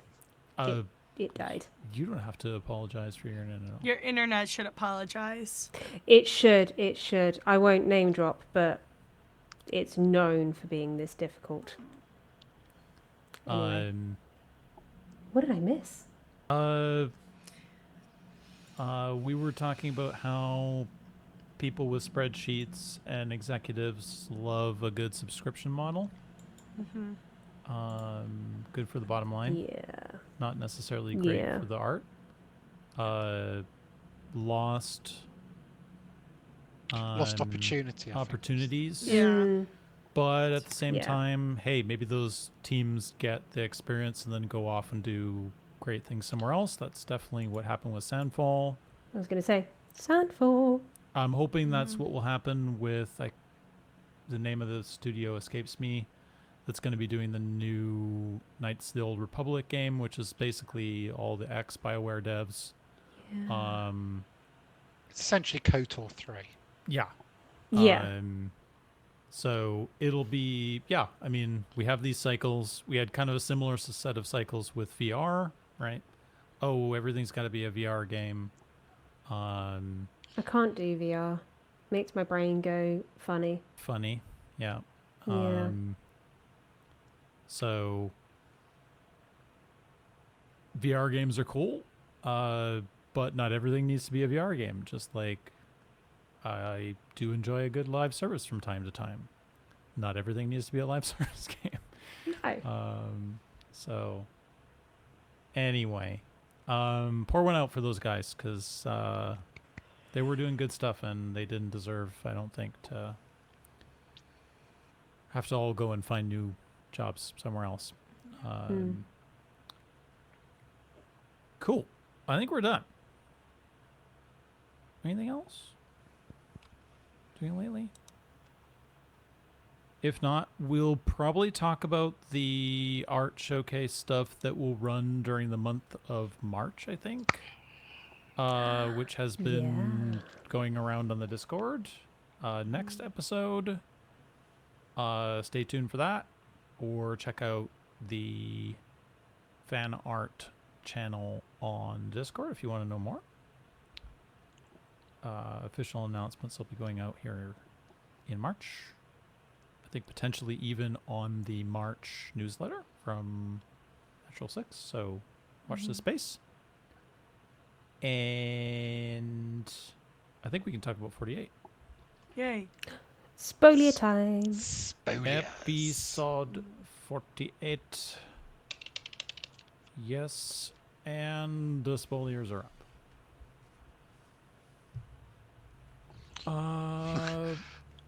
My first words, by the way, on my notes for this episode: Broody Ben. Do you know what? I'm genuinely astounded that it's taken 48 episodes before Holly confiscated all of his stuff. Yeah. Oh, 100%. Woman has the patience of a saint. Yeah. It was just growing too. Yeah. I did mean to go back and take screenshots of the first few frames of episodes and just watch the progression. New spreadsheet for Kenneth. Yes. How much you have been crashed does Ben have on his side of the table? Yeah. At what point does it start to exponentially grow? Yeah. I agree. I think it's high time that Holly put a stop to that. I'm just surprised. Yeah, it took a whole 47 episodes. It was the start of 48. Yes. Before she's like, do you know what? You don't get to play with any of it. No more toys for you. And before we dive in, though, we should follow the protocol, since we didn't follow the protocol last week, or 2 weeks ago. And buzz through our predictions from our own episode, and then we can dive right in. Carrie won. The episode has 4 words. So congratulations, Carrie. Well done. Well done. The rest of us failed. Not well done. Nope. Radian definitely stayed strong on being sober. I don't know if there was any drinking from anybody else, though. There wasn't much to drink. Trying to think. If There was a lot Get, of like, a talk of going to cider. get a drink. Yeah. there was. And talk of lunch. Yes. There was talk of lunch, but I don't. So maybe that's a greasy one. although- Shan? We know that there is a well-stocked wine cellar. So maybe We do. it's an episode early. We do. No mead was hunted, Shan, but No. mead was discussed. Mead was discussed. Ben did have a high performance role at one point. For the dance, right? Yes. Yeah. So that's a greasy one. Like I got Ben. Doug did not perform at all. Very disappointing. But we also thought they were gonna have the concert sooner. True. So like, to be fair, like it's one of those things where once again we like predicted something, and then it ends up not being important for at least another episode. Yeah. Yeah. Yeah. But the dance was very cute. Good job on rolling high, Ben. We're really proud of you. We here at the Six Pack Podcast are proud of you for finally rolling high on a performance. Well Can't done. wait for it to happen. For again. finally having some Riz. Episode Finally 96. having some Riz, Lord. Episode 96. We'll get it again. Yeah. Yeah. I look forward to potentially looking back, Jazzy, in 2 years when we're coming towards the end of the campaign, and discussing once again a high performance role from Benjamin Starr. Mr. Benjamin M. Starr. Cast performs a musical. No musical was performed. In fact, a musical will not be performed. 'Cause apparently we're No. getting some sort of storytelling from Dolly. Spoken word performance art. Yes. Spoken word that may or may not be acted. Radiant thinks it's going to be acted. Dolly does not want it to be. I don't. Of all Dolly's the being very things- cagey. Of all the things that Aoife is up for, and will tolerate from this group, I don't think attempting to perform with a bunch of actors is high on her list of things to do Actors. at the table on camera. Yes. It's interesting you mentioning about who are actors and not actors, because that kind of came up in like the action search. Yes. It did. Is it one of Harry's friends? It Was was like, one of oh, I was Harry's. surprised that they're not. I thought they were all professional. Exactly. Yep. Thought they were all professional actors, and then was surprised that obviously Aoife and Holly weren't. Mm-hmm. And then they talked about how they, I think Ben made a comment about how he knows actors that aren't as good as Aoife and Holly, and I think Holly was cringing inside while Harry was dishing out compliments. But she does talk. I know how she feels. Yeah. Yeah. I don't like when people are nice to me. I don't like when people are generous to me. I don't know. What do you I want? don't What do like- you want from me? Why are you doing this? What well, do you want not from me? even that. I just don't know how to respond to it, and it's very scary because you're expected whenever somebody does something for you, to you, whatever, you're expected to like perform. Like my friend was like, "Hey, I want you to listen to this song, but if you don't want to listen to it in front of me, that's also fine. I don't want you to feel like you need to like performatively enjoy it for me if you want to Yeah. enjoy it on your own." And I was like, "See, you get it." Like it's Yeah. very scary when God forbid you don't respond the way someone expects you to. But also, like, I wasn't subjected to a lot of that growing up. So as I've been getting it a lot more as an adult, I don't know what to do with it. I was telling Doc You when never really learn. It was it's a formative thing. when somebody does something very nice for me, I don't know what to do about it. Because I'm like... I want to do something back. I'm like, what? No, because... And the words I don't need to feel do something like nice enough. for you. Yeah. It's just terrible. And you don't want it to feel transactional either. No, but at the same time... But at the same time... you're like... But now I feel like you deserve something for being nice. The natural thing of trying to reciprocate. So, like, it's very scary. It's very scary getting compliments and stuff. Because it's like, especially if you don't believe them, too.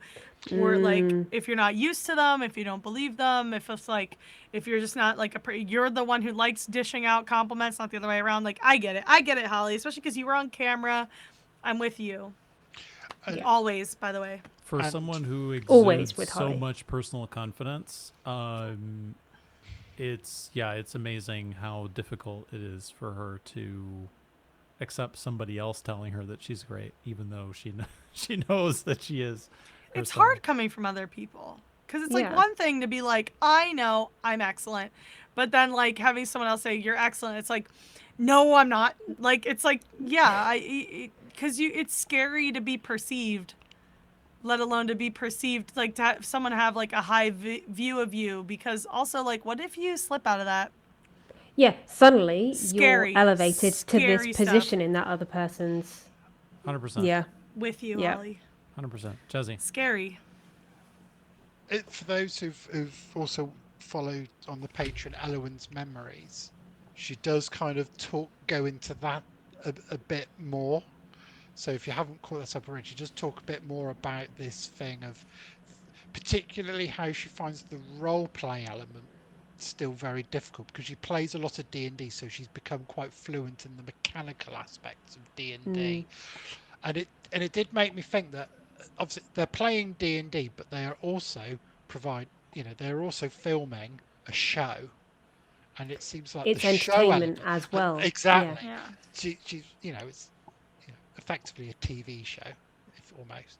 That element is the bit I think that's what I picked out from it, is that she finds that and the dynamic nature of it as well, because it's in real time. Like we mentioned before with how, say, Alex was able to dynamically come up with stuff. It's not easy for Holly to just dynamically create cool content. She can create that cool content, with a bit of thought, but not just react to those situations. Yeah, she very much likes it to be planned. So that's for sure. So when that character Fathom, I think his name was, started to do his sort of Strider impression, as in Lord of the Rings, Aragorn. Spoilers for Lord of the Rings, by the way. That when he did that impression, and then she sent Dolly over, and she talks about that and why she did that, when it was something that Elowen could have gone and perhaps dealt with, but she didn't feel she could. What's interesting, though, is that the in-world reason that Elowen was giving for sending Dolly over was, you're the people person. My idea of being direct is to directly stab someone. That's not going to help. So to me, it made sense that Dolly would maybe be the person to go over there and just vibe check. Yeah. Because Dolly's the Riz character, whereas Elowen is not the Riz character. But so it's interesting that... Yeah, well, it was interesting because it almost completely disproves the point. Do you know what I mean? Considering that she went over there and then immediately did an intimidation check, kind of throws that all up in the air. It does throw it all, obviously. but the fact that it was played as a sort of, the character is not good at this, and therefore this character who is mechanically better should be doing this, and done that sort of in character, kind of speaks against the, I'm not very good at doing the role play, so I will send someone else to go and do the role play. It played out like good role play. So it was interesting that looking later, when Holly talked about it, she said it didn't feel like good role play, but of course it appeared as a viewer made perfect sense. Yeah, so it's just interesting. Obviously the viewer is not inside your head exactly understanding all the hang-ups you do or do not have about any one time, right? it's the same as that person who messes something up and then everybody else finds the thing that they messed up, the most fantastic thing that they did, right? And they're mortified that they made the error, right? Yeah. I can definitely understand that still being intimidating 40 whatever episodes in at this point. Right? I wonder if that can sometimes be how a DM might feel generally, especially a new DM when because it's almost like they're performing to the audience of players, whether there's that, because you're having to respond in real time as well. Yeah, that was, well, so, I mean, I'm not gonna name names because I don't have permission to talk about them as a person necessarily, but the person that's DMing one of the campaigns that I'm in at the moment, they are a very new DM. It's the session that I was in on Sunday. And they've been quite open about the fact that their biggest challenge is they can create a character and do the role play easy as a player, but when it's, you've got 10 different NPCs rattling around your brain, knowing how each of them is going to respond on the fly to any individual player interaction is the biggest challenge. Most definitely. I think partly, and we will get Sophie back, I'm sure, when her hopefully internet is behaving again. Cooperates, yeah. Is I think if you're getting advice from other DMs, I think the other part of that, Jazzy, is to understand what you're also getting into, right? It's really hard. You do kind of have to play to your strengths a little bit when you start. And for a lot of people, that is a very mechanical kind of dungeon crawly kind of experience, right?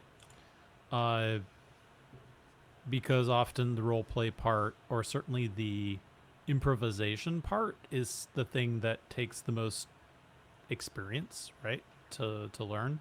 Now, obviously, if you're a professional actor and you do, improvisation, or that you are an actor that improvises quite naturally, I think Doug has talked about this early on, that like he actually doesn't enjoy improvisation. I was going to say, I think some actors really struggle with improv, but give them a script and they're right into it, right? So if you are that DM, early DM, inexperienced DM, yeah, I think it's really playing to your strength there. So if you are very mechanically knowledgeable, well, that is your time to kind of, engage your players with interesting mechanical things that they can engage with, right? Because then you're more comfortable and you can learn the other bits, right? And most tabletop systems are wide enough that you have that opportunity to kind of pick and lean on the thing that that you feel best at, right?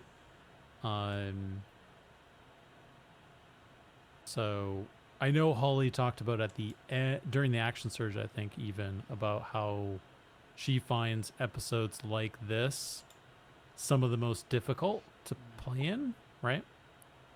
That being said, I felt like this episode, back to what you were saying about this being a TV show or whatever, Jazzy, I found this episode to be one of the most naturally engaging episodes they've ever done. Like, I'd never felt with this that like anything dragged or anything felt unnatural or that the progression felt forced or anything like that. It was just, this was them kind of firing on all cylinders for all things kind of episode. It did feel like everyone did something. I mean, it was a 4-hour episode, so there was plenty going on, but it was a very enjoyable episode when I did the rewatch in particular, and I was a bit more wide awake. It was really enjoyable, and I ended up making loads of notes because there was just so much. Everyone had a moment that was really cool. Mm-hmm. Shan is nodding.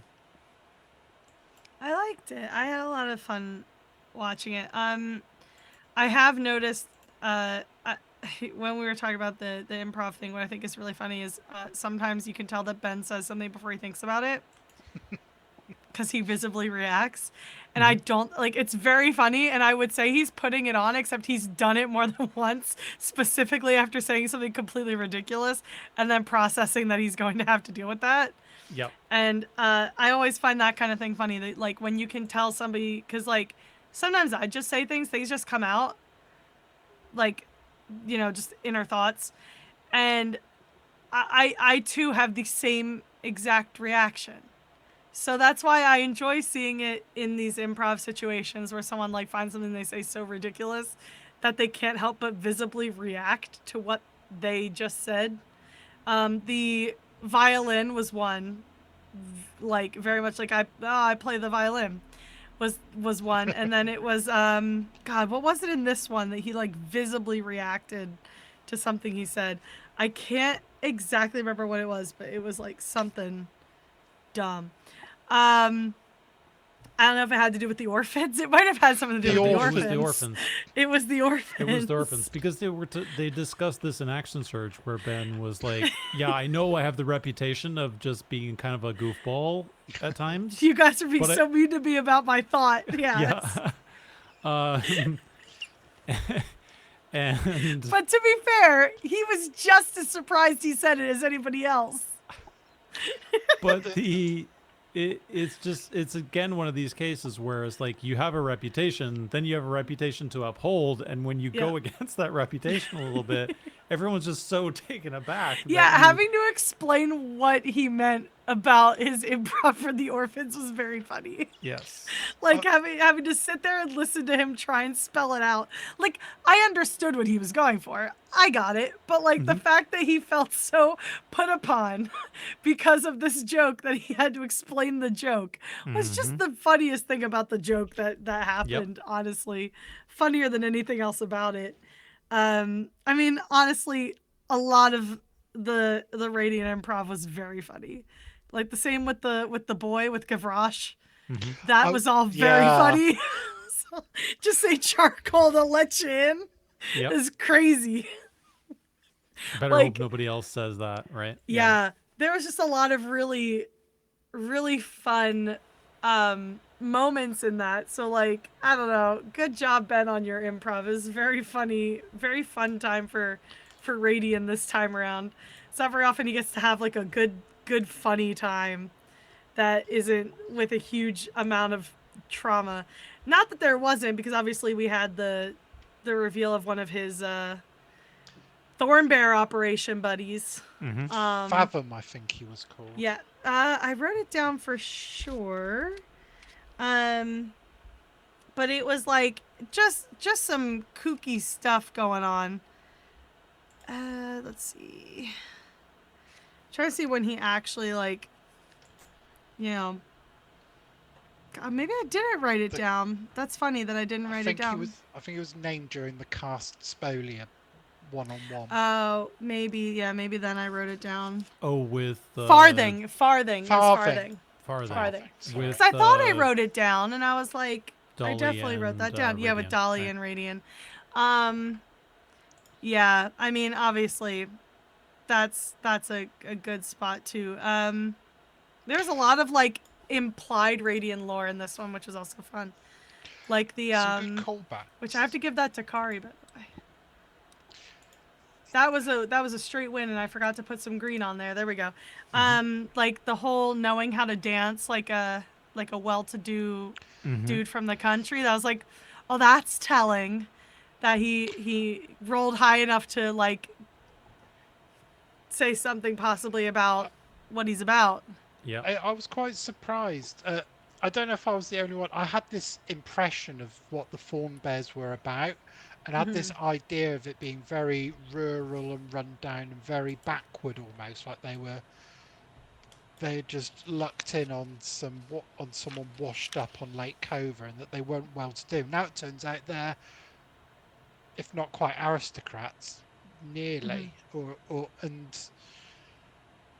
know how to dance like a noble. And I'm thinking, oh, okay, I've misunderstood the Thorn Bears. They are a known entity in various social he thinks circles. they're a known entity, or at least like because he implied it last time, and now there's maybe even more to it.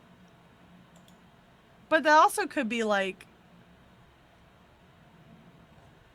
Feywild Radiant lore, given the fact that he also implied they like kept him in a shed out back, and made him do menial tasks and things like that. They might not have taken the actual time to teach him how to dance. He's the Hagrid in this. Yeah. I mean, and like to go, I guess we can use that to segue into the Dolly Radiant stuff, because there was like a lot of really interesting stuff in there aside from learning, like getting more details about the Thorn Bear operation. Like we knew that obviously they tortured him, whatever. They were not very nice to him. They abused him. And then they sold him to the web, and then the web just sent him right back to kill him. Is wild. It was a great little callback as well, because obviously Farthing presented that information to Dolly as though that would be a big deal and sow division among the party. But of course, Dolly and Radiant had the chat, which we found out was episode 25 in the caves, where that was all disclosed. So actually, Dolly and Radiant were like, he's just mentioned this thing we already know. And I also, like her telling him what the spinner said, and him finally, on top of that, telling her that he thinks he was in love. There's a lot of good, juicy stuff in there. There was her telling him, like, I see us as the unloved ones because they all have, like, family and blah, blah, blah, and you and I are kind of alone, and just, like, about that. About that. I also maybe lied about that, too. Well, I liked how Ben put it, though. I liked that it wasn't lies, but truths waiting to be told, because I can understand that from a story perspective and as a storytelling perspective, because Ben was kind of coming at it from both angles. From his perspective, he doesn't like to, and he said it before, but the way he framed it this time, I thought was like very clear. That's like sometimes you just don't feel like it's the time to focus on yourself. And so you wait for the opportune time, or the story presents you with a reason to tell that truth. Because he never said, like, he didn't know. We all know, like, it's really hard. Like, Radiant can lie, obviously, and he has lied. But when it comes to his past, it's a little bit of a gray area because he doesn't know most of it. Like, he doesn't have memories. And Harry said... He doesn't know he's lying. He doesn't know he's lying. Harry knows bits of his backstory that Ben doesn't know. Yeah. So Harry it's like... knows more, yeah. Yeah, so the way that Ben phrased it, the whole less lies and more truths waiting to be revealed, I think is much more accurate to what Ben is doing and most of what Radiant's doing. Because obviously, he lies sometimes. But, like, he wasn't sure when they asked him if he's been in love before. He remembered that, and they don't know about the dream either. That was a cast spoiler. So, him but also, not necessarily that's what revealing... he said. Yeah. That's what he said the first time, wasn't it? Yeah. He was like, I don't know. I don't know if I was, to which... I mean, was it Lovat that... It was then low, like, yeah. If, it was if the you, low yeah, vaccine. it was like, well, if you're not sure, then you weren't. Then you weren't. Yeah. But now he sort he's of really drew that conclusion for him. Yeah, and now he's like really thinking about it. Not only the theory crafting, but he finally brings up the fact that he remembers possibly his actual father, and like, I mean, you know, because that's... He states quite emphatically, though, as well, that the reason why he might be in this situation. Yeah, he thinks he's here because he loved too hard, which is very sad. Yeah. Very, very sad. And like, he's just a sad that's boy. a very quick reveal of like what he saw in the temple. Because like, usually he holds on to that kind of stuff. He held on to the fact that he realized he was an Eladrin really early on. And he could have held on to this too because it wasn't like relevant at the time. But now that he saw that, it's even more clear he's probably here because of love, which he might not have. It's harder to put together from the earlier pieces. I've talked about my theory, the Rizzler theory, 1,000 times, but none of that really connected to something like this. This is the first time we have, like, he's been given a vision that emphatically says, like, you could do this if you're strong and brave enough. And it's like, what possibly could drive someone to make that kind of a deal or to do that kind of thing? And the number one thing is love. It's hate and love. And Radian has picked up that he thinks it's love based on the dream about his father saying, like, the thing about, people we love leaving us and whatnot. And then now seeing this vision of someone like offering him a deal to go get something, to go after something. And so it's like he's smart enough to put 2 and 2 together. And so, Dolly's trying to relate to him, and he's just like, he's trying to relate to her on a different level, but he also wants to be honest, like, you see both of us as that, and I don't agree that either of us are that. But because he has his, like, I think something happened thing, and for her, he's like, we love you. Notably, he didn't talk about how he felt. He was like, this person feels this person feels that. It's like, Radian, you can talk about how you feel too. It's okay. I did laugh. I was like, he's like, Elwyn loves you, and Kel loves you, and I loves you. And he's just like, yeah, you're loved. And it's like, okay. Cute. I was like, I love how you still didn't talk about your feelings. Very cute. Very cagey. But I wrote, like, the stop believing what people tell you all the time, which I think is a great line, because I think everybody kind of can relate to something like that. Like, you hear, like, somebody says something about you that you're sensitive about. It doesn't make it true. And so I think hearing that is really nice. I just thought the whole conversation was great. I also loved the people want to manipulate you because of your strength. I was like, damn, Radian. Get out the therapist chair. It's time. He was straight up spitting truth. He was spitting so many facts. He had one vision, and he was like, you know what? I might talk about orphans, but I can also talk to you about your feelings. Not mine, but yours. Yeah. He's clearly much more comfortable talking about other people's feelings. Radian's feelings are always dialed up to 11, though. This is the thing. Which is why it makes sense that he would then draw the conclusion, well, maybe I'm here because I loved too hard, too intensely. Yeah, he always feels things quite a lot. He's either 0, he's completely apathetic to everything, or he's dialed up to 11. Yeah. There's very rarely any kind of middle ground. That feels very Feywild of him, if I'm being honest. Yeah. See what I did there? Anyway. Yeah. I also, like, in the same sense, that's kind of like, I made a comment during the watch party, and this isn't necessarily just about Radian, but it's kind of an observation about the situation happening in Taliska. I personally made a comment, like, obviously, I'm getting a little ahead of ourselves here, but, like, Barabask is behind the Depresso Espressos. Spoilers. The Spolier tag is up. Spoliers. It's related to what I'm talking about, so I feel like I might as well bring it up now. But I specifically mentioned, like, they're in Taliska, which is allegedly the city of the once wild. It is what we have come to understand possibly as Thaelon's, like, preferred version of her city, because all the gods had a city and she had technically 2. And Taliska seemed to be the one she favored because it felt like home. It's also where she left her letters. And there's a joy there. There's, like, well, there's supposed to be a joy there.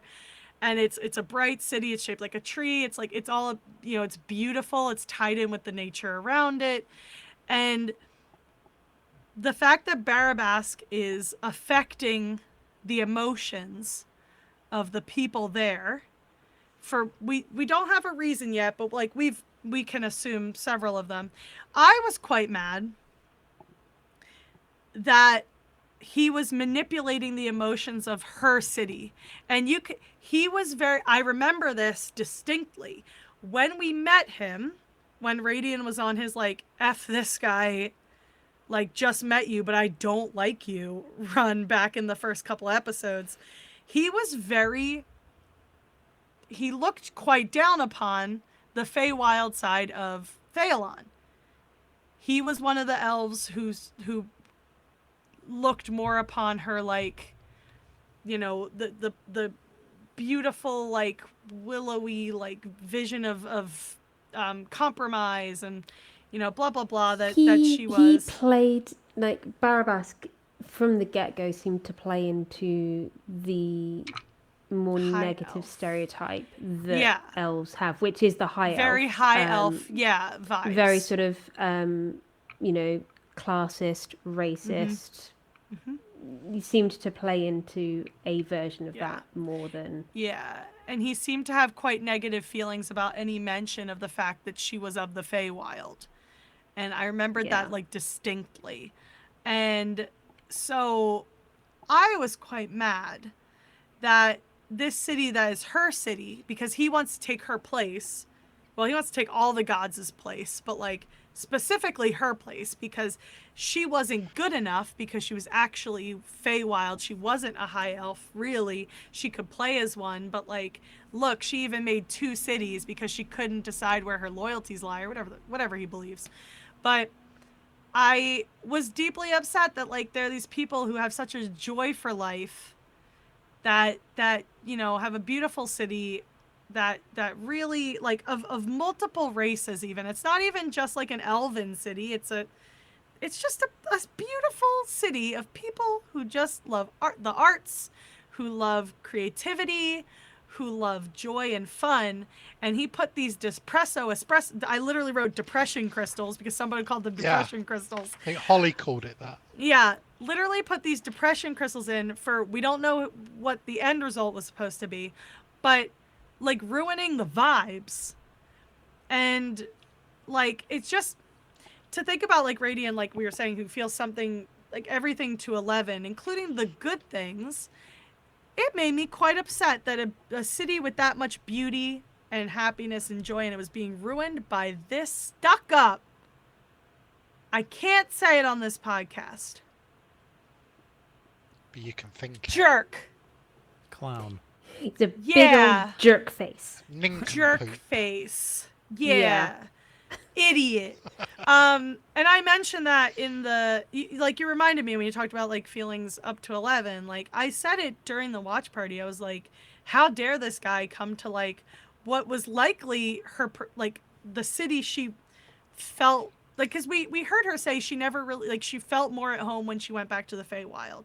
She never really felt at home in Reliquiae.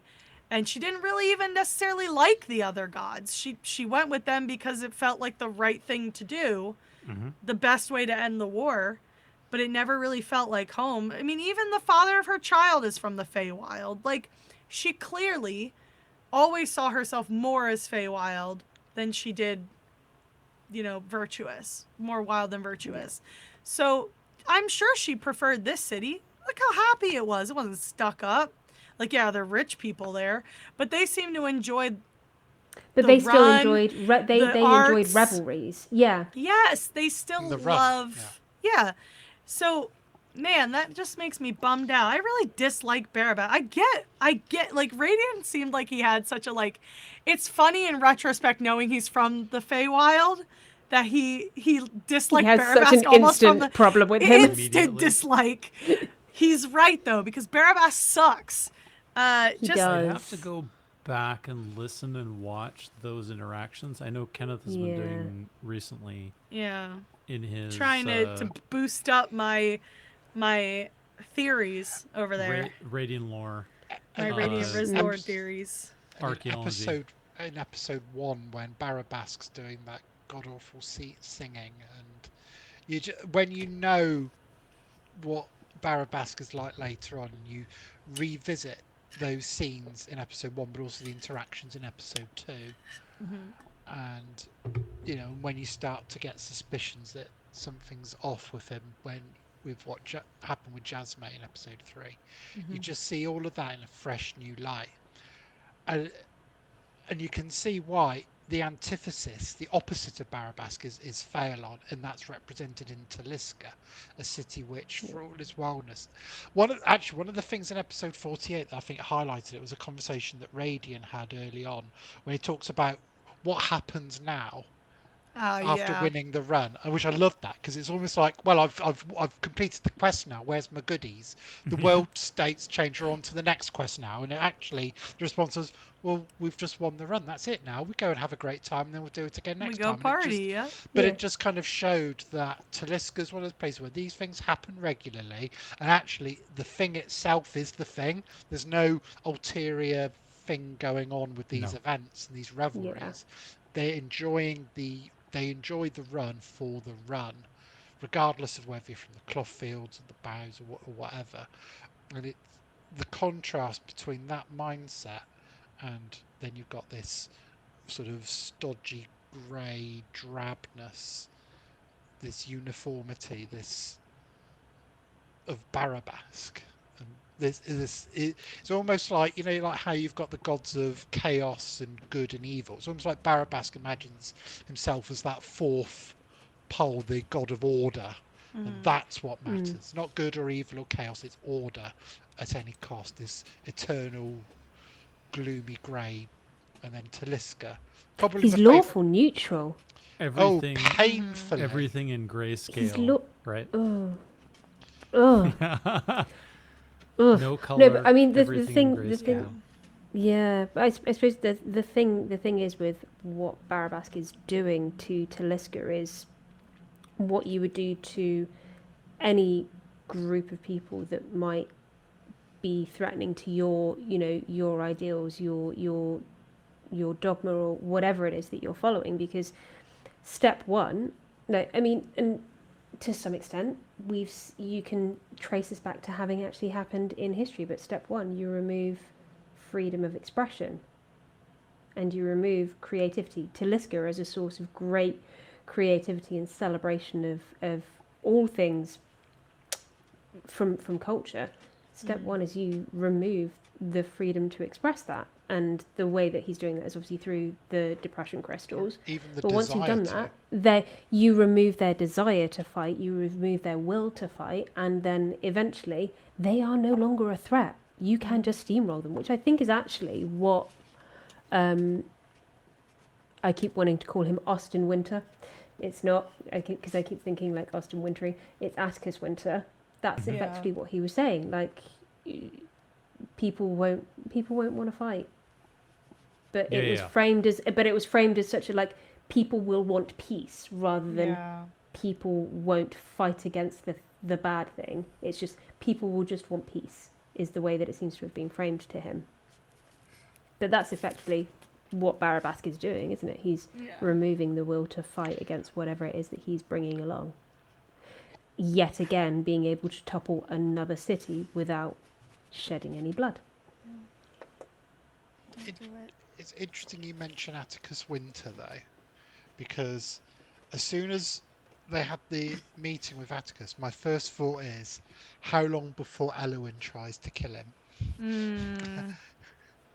I was thinking how long until when Alex was reaching into his bag to get there. I thought he was going for the wasp jar. That was like, and I was like, how is he going to play this off as being? How is he going to play this off as being a gem? But yeah, or maybe like getting it out and like putting it on the table and be like, that wasn't what I was. Right? Yeah, do you know what I mean? Like, when you're trying to go, we've all done it when we've gone through our handbags, right? We're trying to pick something out. We take other things out because it's buried somewhere in the bottom. We've all done that. Yeah. I definitely not the me. Definitely the definitely the character. Definitely not the me. definitely me. Goodness me, he had a phenomenal episode. I thought he just the forethought to have done that with that gem. Yeah. and the shroomy dust. Yeah, I mean, I literally wrote genius moment. Yeah. It's one of those things that in the moment, if you don't get that opportunity, it never if you don't get that opportunity, nothing is lost. No. Right? But everything is gained. But everything is gained. There was no risk to setting up that possibility, right? Yeah. You had to have the forethought in order to set up that possibility, but the ability to just kind of pull that card essentially out from nowhere, right? And for Harry to be able to run with it, mm-hmm. because I mean, he flat out said, he was like, "I didn't expect you guys to find the cheat code." Yeah. So, like, to be able to sort of then completely lean into that as a DM as well. Mm-hmm. Oh yeah. That's not like that's a masterclass in how to deal with your players doing something utterly unexpected. But that's not if I remember rightly, this isn't the first time he's done that, because he collected the black goop, didn't he, in episode 20? The blighted. Yes, and then Alex used has that previous. on his arrows. Yeah, he does have previous. But so he has had previous with that. Does he? I mean, he might even still have some of that. And of course, he might. I have to go back and look at back and look at Andrew's spreadsheets for the inventory. Maybe we need Kenneth to do a spreadsheet about Andrew's spreadsheets. Yeah, I don't know where Andrew's up to on his inventory spreadsheets, and then of course there was Medea's potions that have turned out to be a bit junk. Oh yeah, I still have her potions over here. Oh, can we see the potions? Yeah, I'll have to move it. I was reminded of Medea as well, because someone in the watch part in the Discord. Oh my God, yes. Have you seen them, Jazzy? You probably can't see very well on camera that they actually have a bit of a shimmer to them. Wow. Ooh. Yeah. So, yeah. I have seen them in real life. Even had them in my hands. You did. Careful, there was a photo up and everything. This is an audio podcast. I think I posted pictures in the Discord. Maybe. I swear I've seen them. Yeah. I'll bring her out to play again at some point. It'll be fun. But I have other plots in mind. But yeah, the potions thing, keeping those on hand was another thing. Yes. It makes me wonder what other little tricks we've forgotten about that they've got. It's like, Dolly having the broadcast ring. Yeah. Which became a running joke that they just forgot that they had it, but then she did eventually use it like 20 episodes later. Yeah. Alex is definitely the player who's currently stocking up those tricks, I would say. Yeah. Because they do they still have the whip from episode 17? Yes. I believe so. I don't think he's done anything with it. It's in the bag of holding. Well, I mean, it didn't agree with them when they tried to actually hold it. Yeah, because you had to be evil aligned, right, in order to hold it. I believe. Imagine if you put that with Elowen's greatsword, and would they like make a little weapon baby? Oh God. A little dagger, a little evil dagger baby. Oh my goodness. Terrible. Yes. We speaking of the greatsword, we didn't have any greatsword hijinks this episode, did we? They didn't rest, did they? No. No. No rest. They didn't have a rest. No rest, no dreams, no combat. No. And no combat. Yeah. I remember Although she did jump very quickly to when do we drown this guy, which I was a little bit like. Part of me was like, is that Elwyn or is that the greatsword talking? When can I throw this guy that might be off Holly. the balcony here? Yeah. Yeah. It did feel slightly different to Carl, bless him. May he rest in pieces. It did feel a bit, particularly Dolly's behaviour towards Atticus was quite, not friendly, but certainly sympathetic. And I think maybe there's that distinction between civilian and, which Atticus is, and, a combatant, which Carl was. But I suppose he was under the influence of somnium and not of his own volition. And Dolly, having had probably a lot of experience with people that have suffered the effects of somnium, probably knew exactly, it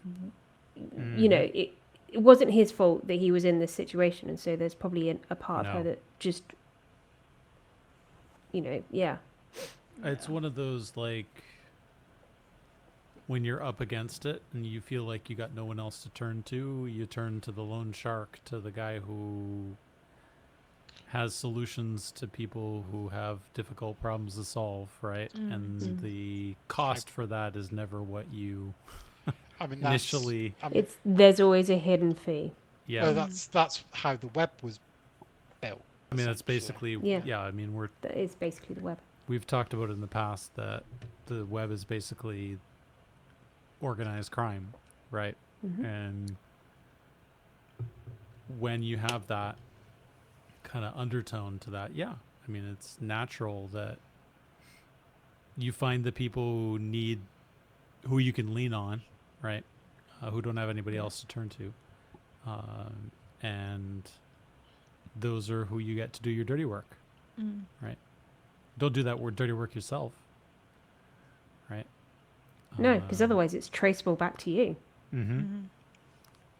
It's really thinking about the traceable back. It's really interesting, and obviously, we will get an opportunity to see what this is like. Alex has had a week to stew on what he's going to open with in 49, but why pay so close attention to this? Right? And why expose yourself so acutely to this scenario here? Like, why is Barabas so... Why is Barabas... But also, he's just in a basement. He's not lording over it. Like, he only knows what Atticus tells him or shows him. Yep. He can't see anything else unless Atticus decides to go for a little walk with this mirror, which I don't really see him doing. Nope. So, but then, like, Taliska itself, like, why is this so important? Like, I can understand, okay, you want to keep tabs on the kind of, and this is a fairly important... Strategically, though. It's an important one to... But it's kind of the middle of nowhere, right? Take Taliska, and you've got Laffy to the north, Ponvin to the southwest, and then you've got the forest to the south. That's pretty much... That then leaves the centre of resistance as being the south, which is Mouse. Yannick's been abandoned. Off. So he's also just petty and dumb and evil and bad and annoying. And a jerk face. Jerk. Oh, he's a jerk face, that's it. Jerk faces are always problematic in these sorts of scenarios. Yeah, I mean, so why this particular individual to have the mirror? Why this attention to detail here? Clearly based on the last few sentences of the episode, this is a regular thing to be having conversations with this guy. But then, I guess if you're trying to lead these insurgencies within the other territory, maybe he's got loads of mirrors. So he's got like a Taliska mirror. He's got maybe a Ponvin mirror. Maybe he's got. I think it's not. A Baroon It's mirror. not unreasonable to think that he's keeping tabs on other things, and also he's managed to sort of effectively hollow project himself into the sky before. Mm-hmm. So he has a certain level of power, which leads me to think, well, is this mirror not necessarily just a two-way mirror? Can it see through magic? Is this disguise self going to actually work, or is Barabbas going to see beyond that? A bit like how the Spider Prince... we might be getting into prediction territory, but I think that it's not going to... I don't think the disguise self is going to be as effective as they think it's going to be. Particularly because they're using the power of one of the previous gods. They're using the power of one of the previous gods. Considering the source, maybe it'll be sufficient, right? But, yeah. Yeah. It could also be that because Barabbas doesn't trust anyone. He's a desperate micromanager, and so he'll keep having he'll try and keep Atticus on a leash. He'll have others in other cities, and he'll just wear himself out just monitoring things because he's unwilling to delegate stuff. And with Moloch gone anyway, as far as he's concerned, he's top dog now. Because there's no Spider Prince either. Who's going to challenge him? No one at the top of the Fortis Legion, because our lovely party wiped out their leadership. So Barabbas on that side doesn't have any rivals that we know of. There's no Morgan. There's no, who's internally challenging Barabbas' position within the Gloam, within the web? There's no one. Obviously, we have basically no insight into any of that, Jazzy, but also no reason to believe that there is any challenge. Genevieve, I guess, actually. Yeah. No reason to believe that there is any challenge. It'll be... Obviously, it'll be, I think, a pretty tense first 30 minutes or so. Can everyone but Alex leave the room, please? It'll be the... Just want you to know, none of this is personal. That short was... help! That short was fantastic. I love that short so much. I mean, I love that whole split. That whole moment. That whole moment. It's the look of sudden regret in Alex's eyes. Mm-hmm. I think we're going to see more of that in episode 49. I done messed up here. Yep.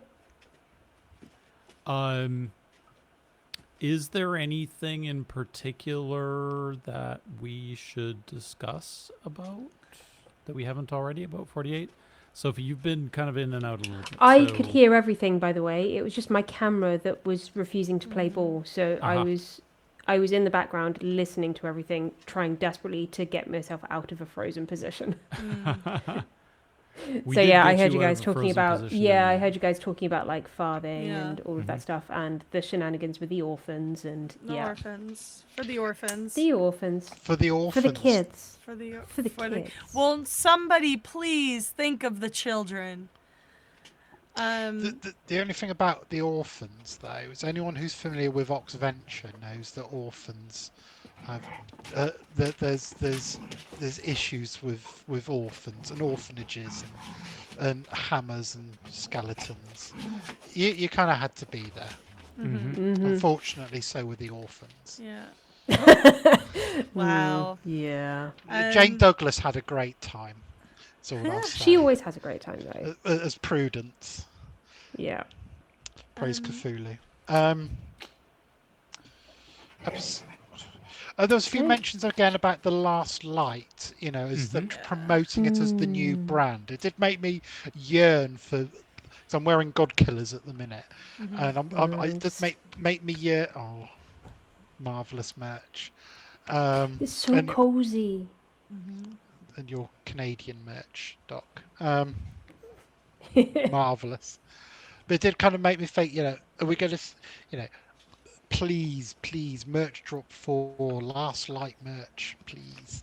But also just making me think that they're still sowing seeds ahead of this gathering at Carmen. the amphitheatre. This Yep.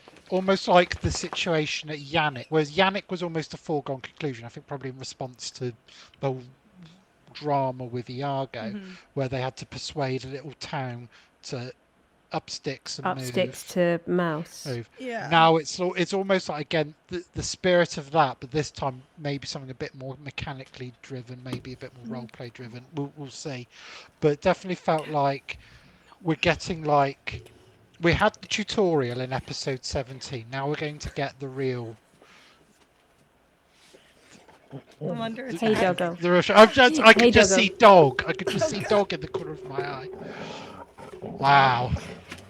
That's bear, right? Not on me. Yeah, this one's bear. If you're gonna fight, don't fight on me. You just tried to bite me because you wanted to fight her. Don't let me get in the middle of your shenanigans. Oh, brother. Hey, can we shenanigans somewhere else? I have something to say. Where's a druid when you need one? Yeah. Or a ranger.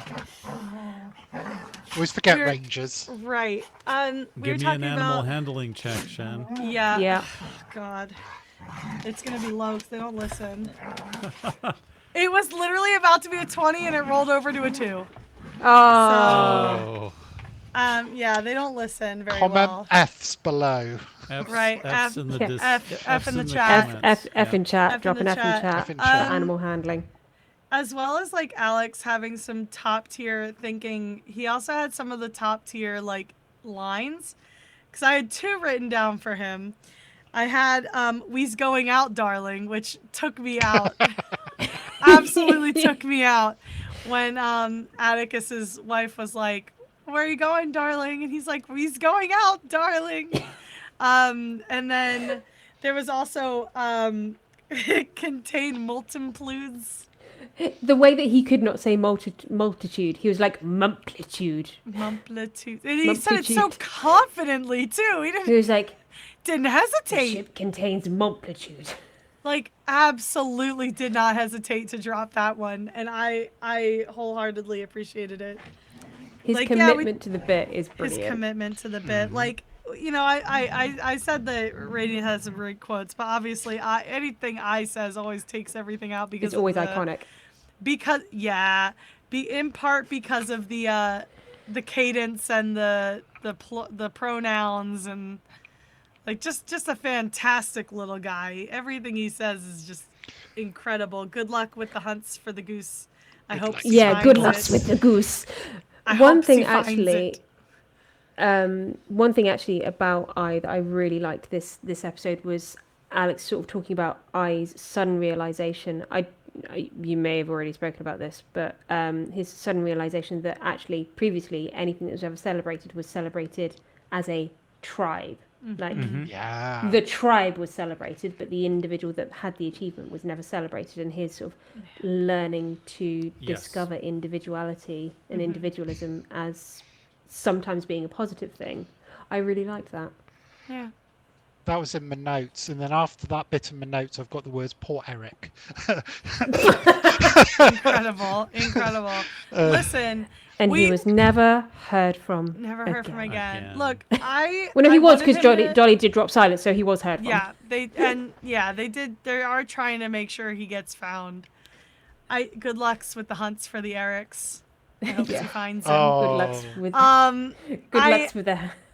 I also just like I said, I really wanted him to be a professional athlete, and I love how in the previous episode he like fully embraced like professional athlete, like captain, but like it's the same thing. And then he gets this trophy. I'm so proud of him. Like, but the best thing about totally getting it out of the bag, like and then trying to lift it above his head, just like fantastic and then Kel's stuff just going, happening.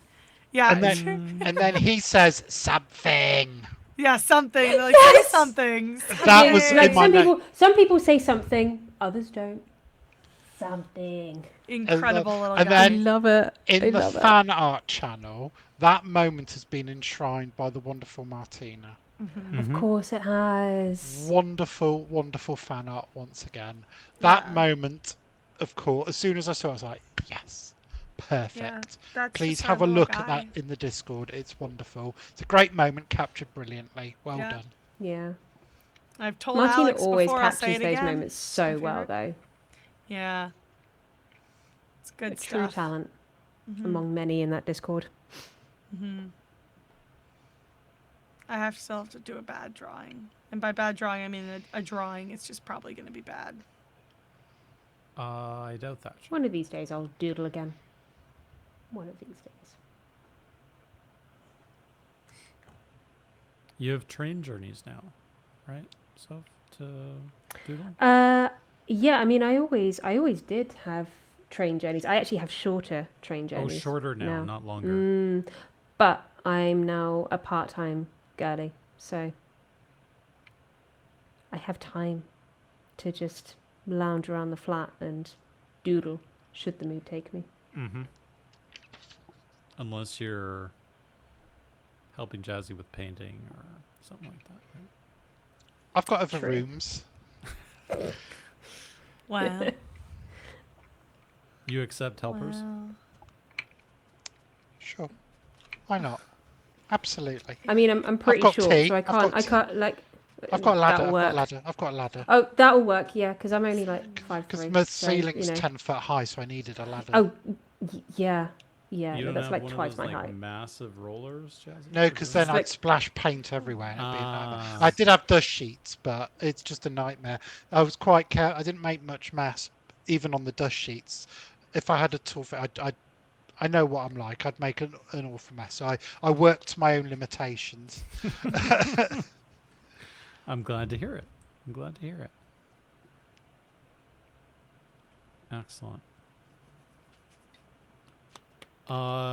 Anything else on 48, guys? I mean, I think there's a ton we could unpack and go into more detail, but this isn't a play-by-play rendition. If there's, I mean, for those of you listening and watching, if there's anything we've missed, comment below. Yep. Yeah. I think going back to the moments and individuals, Doug and Kelness in particular was just an excellent sidekick, basically, for I and Alex pretty much the whole episode. He was just They that don't great get to do that as much as that great supportive presence just the whole time, right? And being like, yeah, you're doing it, kid. You're doing it. Come on. It's that kind of almost that coach feel. in some ways he is like a father figure to certain members of. Like, I mean, he's been that he's definitely been that for Elowin and for Radian. Oh, definitely. No. I'm trying to think of what was Elowin's moment of the episode? What do we think Elowin's moment of the episode was? Oh, I know what you mean now. If only my handwriting was better, I'd find it. While you do that, Jazzy, I was going to go back to something you said about why certain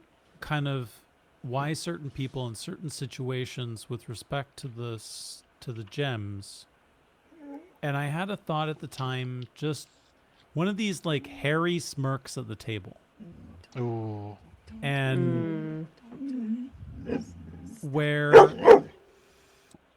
it was Elowin who rolled higher in all the situations of getting the gems, right?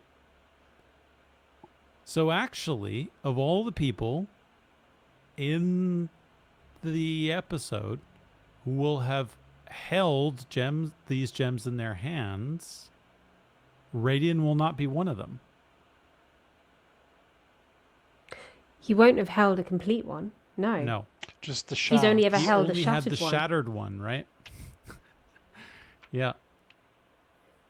So is there some link to him related to the shattering of the first one? Because we don't get explained how the first one shattered. It was assumed. There's just an assumption that was- because of everything Yes. that they created in terms of it, it basically short-circuited Yep. But it could just be his Him. presence. his, he's the link to Phaelon. Yep. Going And back to what Phaelon is Shan the- was saying about this being Thalon's city linked to the Fae. Well, if a Fae gets close to these, then they naturally have issues. Although Atticus Right. seems to know how to shatter them as well. He definitely knows how to break them. He knows right? how Yep. to, yeah. Which I guess would answer the question as to why Atticus would have been chosen if he's like, top tier jeweler. Yep. You Or he how should be to the person handling. Or de-magic them. in some De-magic way. them. Yeah. I mean, it is possible that he had to make them initially for them to then be put into whatever state that they're in now, right? Yeah. Like maybe he had to drip some blight on on just a diamond, because they are described as black diamonds. Is it the blight in the? We haven't really had blight feature for a while, but Yep. maybe. The other thing you said, Yeah. Jazzy, which brought up something that I think we went through with you in the past, was this progression and whether the progression in character level and then progression in influence on the realm, right? And whether, Yes. because they had talked about the fact they haven't leveled up in a while, whether the act of doing this performance is the leveling up action, right? Your impact on the realm is now of such a significance that is the natural time for you to level up, right? So it'll be interesting. It's an to organic see, leveling in effect. Yeah. Yeah, I mean, it'll be Yeah. interesting to see whether those two things are linked. Because Maybe they that'll have be to- my- Because they have prediction talked for about how 49. they've spent a while at level 8, and it's Mhm. this happened with. I'm going to mention Oxventure again. They were level 8 for a long time till the finale when they jumped straight to 10. It does seem like there's this tendency, and for those of you more familiar with D&D mechanically and DMing it might know better, but there seems to be a reluctance to push too far past the middle levels. And it's kind of slowing down because you've got this sweet spot between having characters that can do lots of things without them having so much unpredictability, because they could cast wish or summon demons or what So- have you. It's been so long since I've played D&D seriously, Jazzy, that it's, and certainly I've never played 5th edition really seriously, and Sophie can attest to that based on my It was very performance, unserious when we played. at I was a little kitty cat for crying out loud. Like, none of us were serious at that table. when we were at MCM. But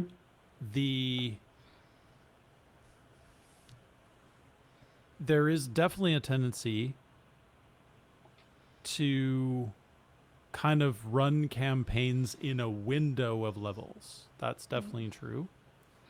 Or to target a campaign to a particular level set. So having a high level campaign, for example, where characters are like level 17 or whatever, right?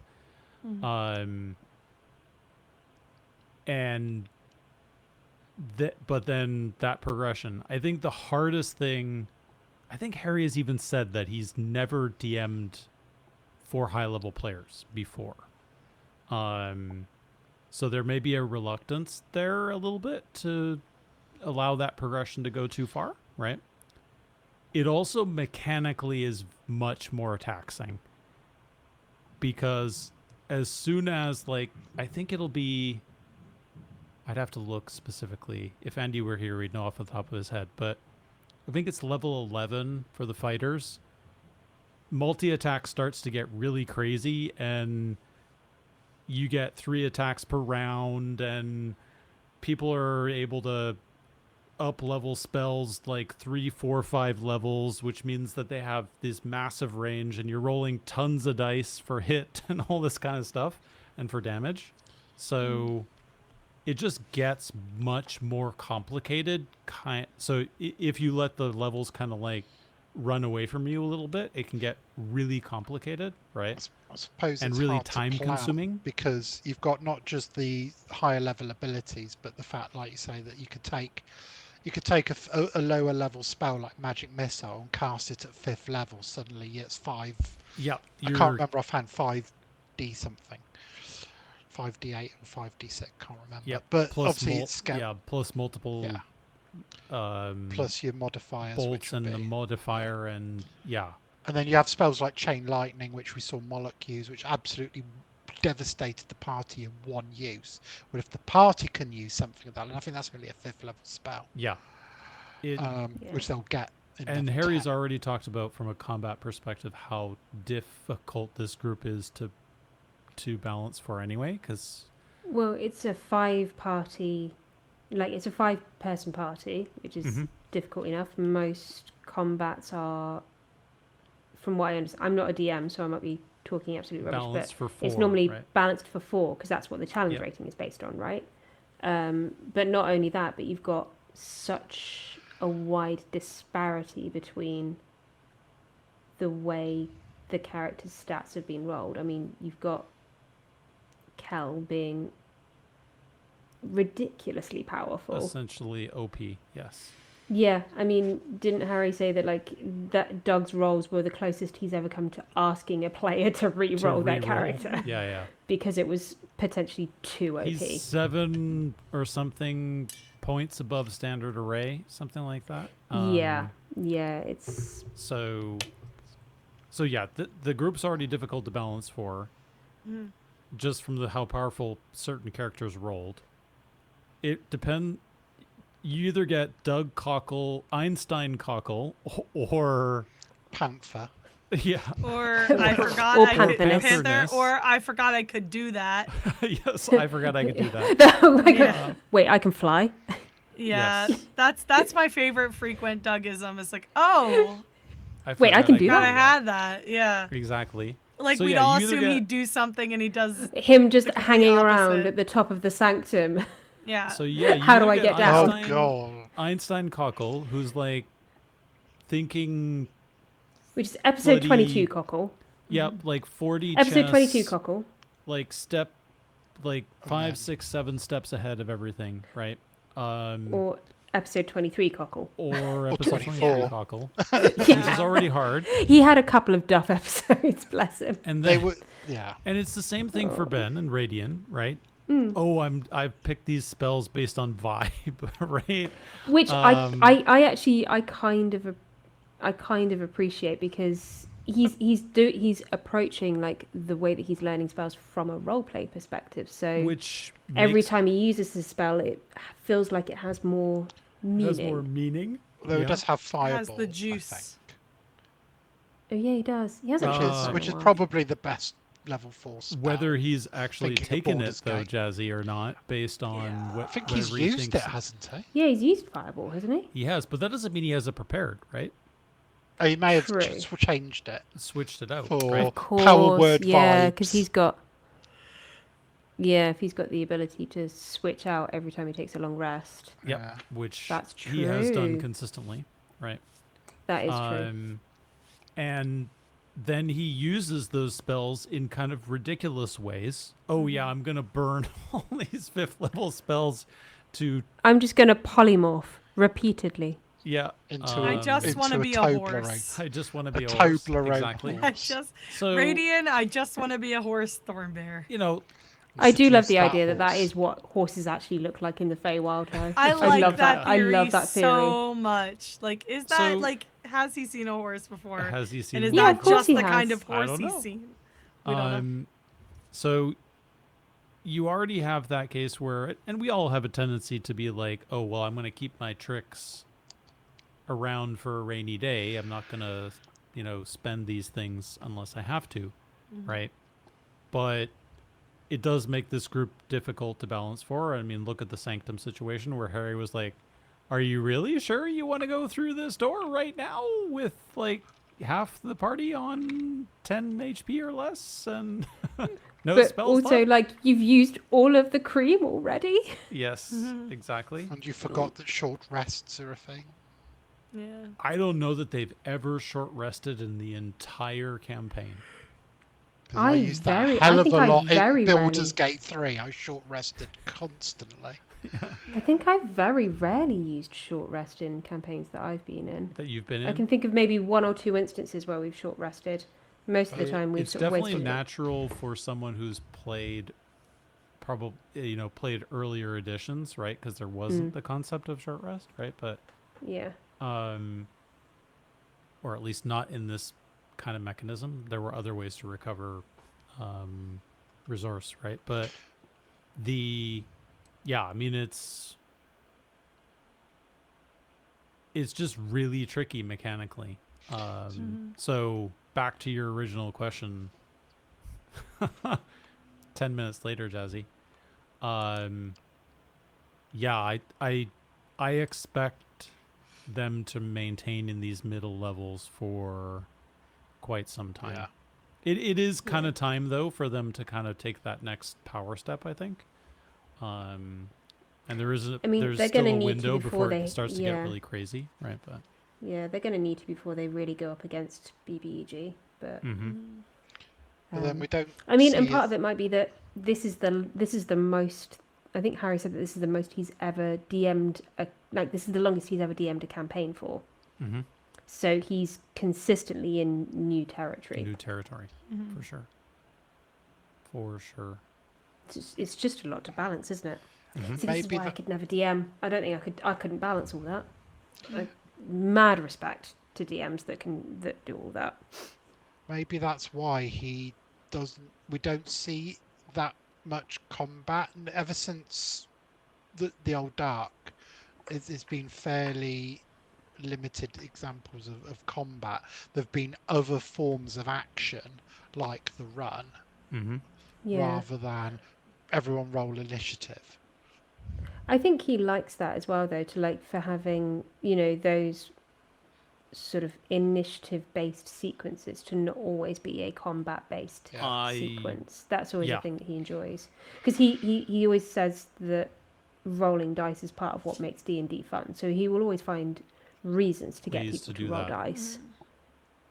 Yeah, I agree. I think as well he's learning that this group also doesn't necessarily need the combat in order to enjoy what they're doing, and they don't need the combat necessarily in every episode in order to make the show they want to make, right? It's not as regimented as, like, say, Dimension 20, where it's like story episode, combat episode, story episode, combat episode. Like, it's very, like, what you're going to get the next kind of episode. what you're going to get. Yeah. So yeah, I time will tell whether they oscillate through those things, right? But I definitely don't feel like he needs to, or he feels that he needs to do that in order to placate anyone, right? And I also think, and this might be the personal preference type thing, I don't know that I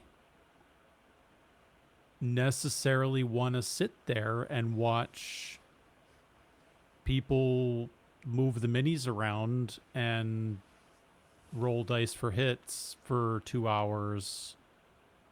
To me, that's 3 not hours, that 4 hours. that's not that entertaining necessarily. Right? Now, that doesn't mean combat can't be entertaining, but no, I mean, well, there have been some instances of combat where we're all sitting there like.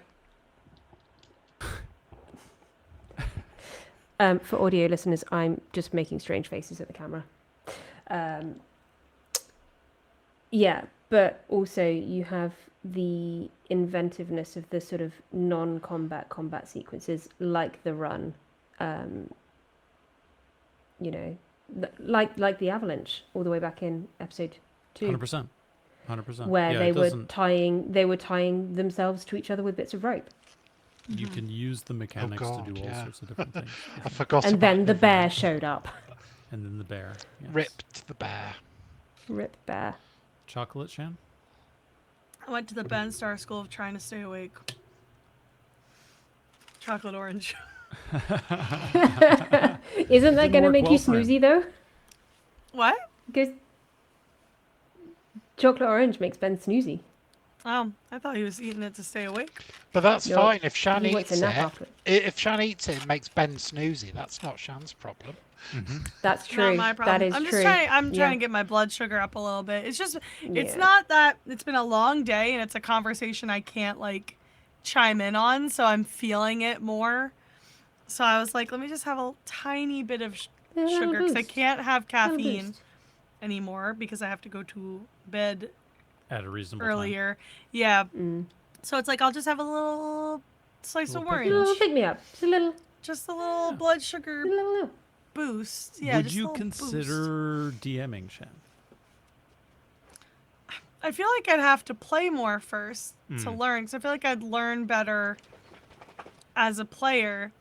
The other thing is I worry about my ability to make a story for other people that feels engaging for them. So I'm not sure. I mean, I you say could start that with the and pre-written campaigns exist, you know, so that could be a gateway. Many modules. Yeah. Exist, yeah. I mean, I've said that, but I've also like, I bought all the stuff to run a game of the Expanse role-playing game, because I was one of the Kickstarter backers for that.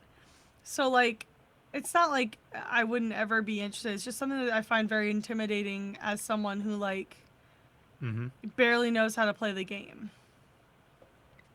Yep. Yeah. And D&D's not a friendly system for DMs, I feel. There's so many things to I think you, from what I've observed, it feels like there's quite a need for a community with DMs to have other people that you can run things by, bounce things off of, check things with, that sort of thing. That's certainly what I've observed. Test stuff so that if it doesn't work out, it's not going to crush your soul inside. It's all fine. We've still got each other's backs. Especially if you're moving rocks around. Oh, the rocks. Moving rocks. Gutted I couldn't hang around. I'd like to move a rock. That was great. That was could be fun. New rock moving opportunities may come our way. Very excited for the rock. Right. Anything else on 48, guys? Shannon. I'm very intrigued as to how this is all gonna play out. I know how Alex would like it to play out. Yeah. Because he said he wants to have the big ol' public address reveal. The reveal. Yeah. Yeah. We'll see. But moving that seems difficult for a little thing like I was thinking how big at the time, is the mirror? Why are you sending the smallest guy to lift this thing? But I mean, he does have the bag of holding, so yeah, could put it in the bag. He's probably got like dust in the bag of holding that gives him like hill giant strength or something. Probably he has all kinds of dust in there. Maybe. Who knows what he's keeping in that bag? Disgusting. It's like your granny's handbag, right? It's got everything. Yep, just a little ball length of the bag. Little sticky sweet covered in fur that does, yeah. that does a D12 of cringe damage. Yeah. Oh. Terrible. Oh, Jazzy, surely you want a sweetie. No.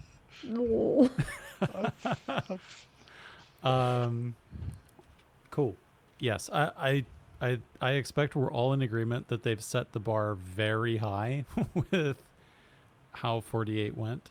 That's a kind of iconic episode now, I feel. Yeah, it's a good one. I mean, Taliska's arc generally has been... I really love Taliska. It's like, and I've said they've kind of revisited, they've used previous locations almost like the tutorial, and they kind of... This is like Baroon taken up. They've taken all the best things from the Baroon episodes, some bits of other episodes, and just brought it all wonderfully to life. It's just been a wonderful destination. We even got Taliska interactive map now, guys, on The map. the fandom. The map is wonderful. So we managed to get some. There we go. So yeah, we've got an interactive map now, which is very cool.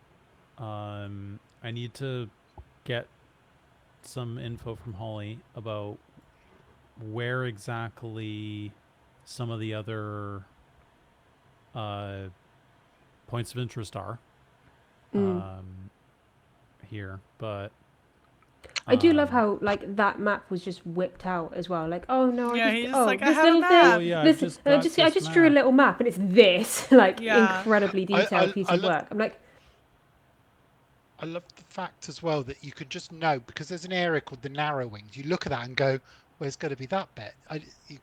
And I've just pointed to my monitor as though everyone can as see though what I'm we can pointing see. to. Yeah, no, I can see. Yeah, that. Right there. I'm not that. even screen sharing, so nobody can see what's on my screen. But yeah, Even- there's the bit in the sort of lower mid-south-ish where right here. It that bit. It just looks like it would be called the Narrowings. Yeah.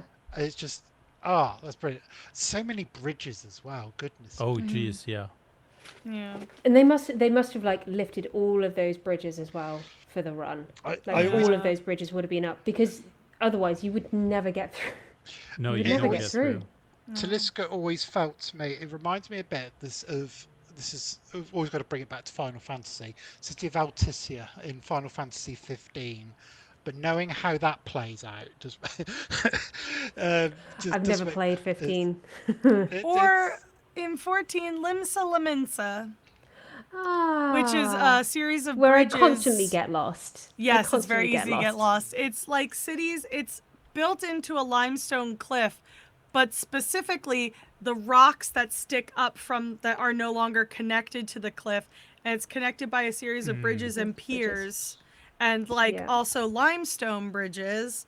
It's kind of like that much, and there is water down at the bottom, but it's got floors. It's like it's a vertical city as opposed to like a city along the ground kind of thing. But it's got the same, like visually, the same vibe.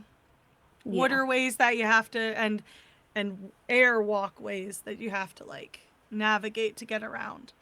I get so lost.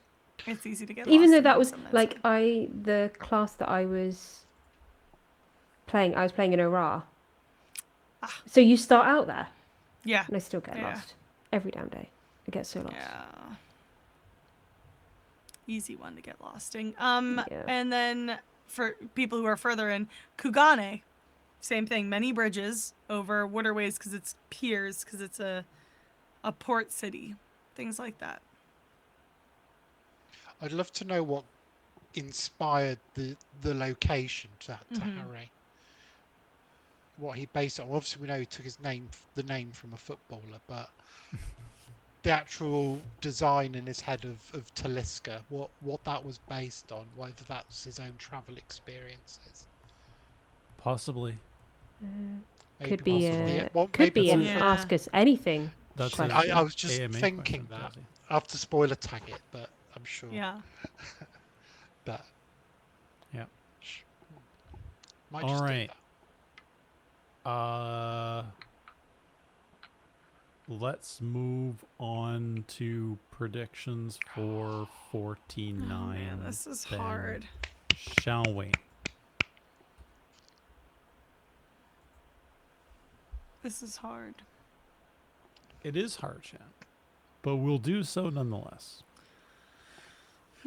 It's all fun. We'll give it the old college try. Mm-hmm. Yeah. Sophie, would you like to go first? Yeah. So, number of words? Number of words. 3. 3. Mm-hmm. And then, yeah, my prediction is that the conversation with Barabask I don't think Barabask is going to be completely fooled by it. Barabask. Whether he'll play along with it. Be completely fooled. But I don't think. By disguised self. Yeah. Okay.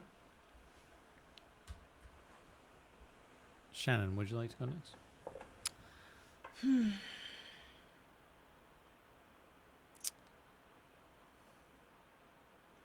I think. There's just so many options, so many things that could happen. Well, let's start with an easy one. How many words in the title? Yeah, I was trying to go for the easy one second because I'll go 4 words. Okay. Go even this time. Yep. That's Jazzy. Okay. I'm writing you. I'm watching you write it. Yeah. Got you. Let me think. I'm trying to decide if I want to do something about the performance or something about something else.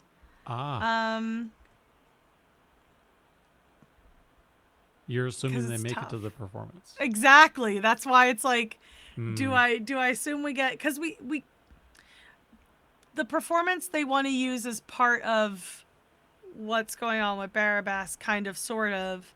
Yes. So performance could still happen, especially because technically, if Dolly has her way, it's only going to involve Dolly. Like, the guy, like, she does not want anybody else involved. No backup singers. Yep. No backup singers. Okay, here's one. I think when they have the performance, Dolly is going to lose out, and they're just gonna strong arm their way into the performance. Like, one way or another, the guys and or Elowen are somehow making their way into this performance. Radiant's going to dance onto the stage for Gavroche. He is so locked in on performing. Yeah, for the orphans. He wants to perform so bad. I think he's going to make his way on to the stage. Wouldn't be a Ben Starr thing to do at all. No, he doesn't have precedent at all. No, he doesn't. And let me think if there's something else, because I like to have a backup. I like to have 2. I think it's a nice thing to have happen. I think getting they haven't gotten the crystal at Carmen yet, right? Yeah, that's the last. The last one is the one in the mirror. That's the one that they don't have. I could, for some reason, I didn't write down that they actually got it. Maybe because there was so much going on at the same time. They were too busy having a race up and down the stairs. Yeah, and also trying to get lunch. Yeah. Let's see. Yeah, for some reason I didn't write that they got that one. I just wrote that they headed there. I didn't write that they actually took it. That was silly on my part.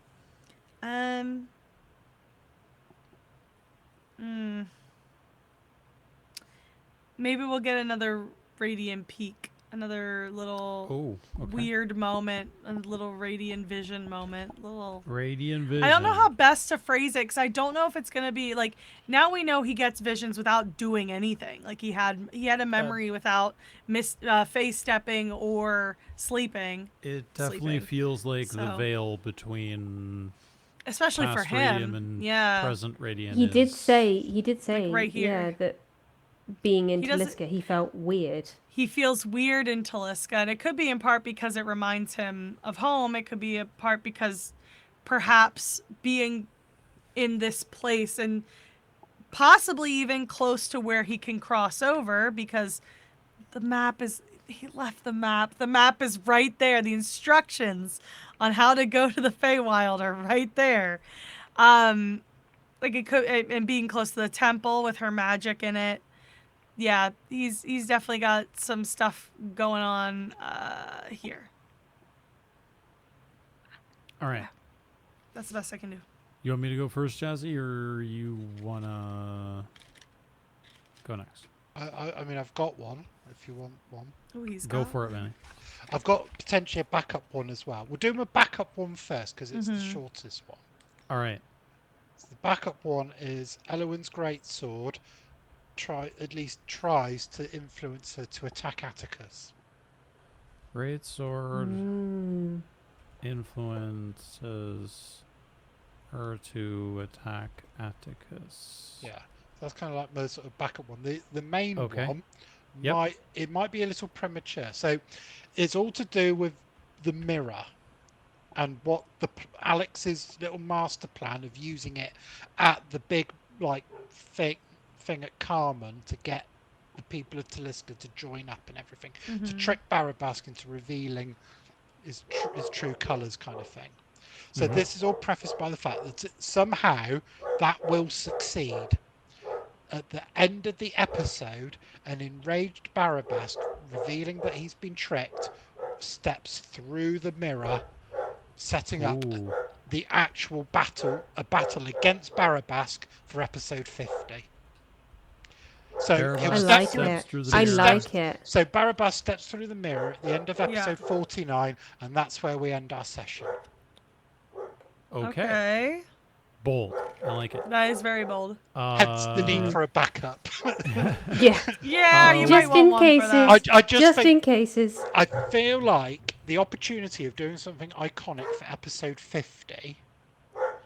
It will not be lost on them. Will not be lost on them. It will not and be I lost feel on like Number of Barabask. words in the title, Jazzy. Oh, yeah. 5. Okay. And sorry to interrupt before you go, Doc, but you know what thought just occurs to me? Think Barabask knows what Radiant is? Not who, but what? That he's one of Thalon's actual children. I would have to go back and listen to the interaction again between the two of them. I'm going to note that next to my prediction just so I can remember to... Ooh. I'm just going to note that for me. So if you hear typing, I apologize. It's okay. We could both type at the same time. All right. I will go. I'm sticking with my one. For a number of words. I'm going with they will level up at the end of the episode. Strong. I like that one. I think you're either correct or one episode off. Yep. Yeah, I'd have to go back and listen to that whole interaction, and also watch Harry's face. Shan. I might go back if I find time. I got time. Got 2 weeks. All right. Anything else regarding our lovely episode 49, which will go live a week today on the 3rd of March? Spring-ish. Ish for certain. We'll see how much snow Shan has. We're allegedly getting more snow this week, don't we? That's your other prediction, guys. How much snow will Shan... That's your... You guys can put this in the comments, okay? We're allegedly getting snow tomorrow. How much snow will Shan have by episode 49? I should look that up, actually. Metric, imperial, parsecs. I meant to look that up, actually, because I think we are meant to have more units. Snow come through. That groundhog's done you dirty this year. Here's the thing. It was cloudy that day. Everyone's getting all mad about him seeing his... Like, not cloudy. I'm sorry. It was sunny. It was like an actual rare sunny day. So I'm not surprised he saw his ding-dang shadow. The sun was out. Sun was out, right? The sun was out. Sometimes he doesn't see it because there are clouds. Yep. But there was no... The sun was out. What do you want him to do? Be blind? All right. I think we can drop the spoilers. We can change the topic to Mop Up. Whoa. Don't need any square brackets for Mop Up. It's so far away. Oh, God. Yeah, it's supposed... Oh, my God. It's supposed to snow overnight, and I have to be at work at 4:30 in the morning. Starts around 2, ends around 8. Do you... how is it in terms of closing the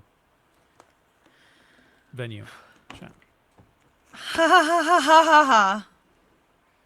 We've been lucky.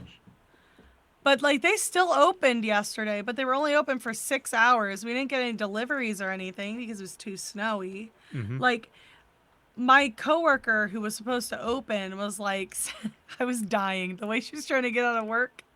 She was screenshotting the amount of snow we were supposed to get overnight versus the clearance of her car.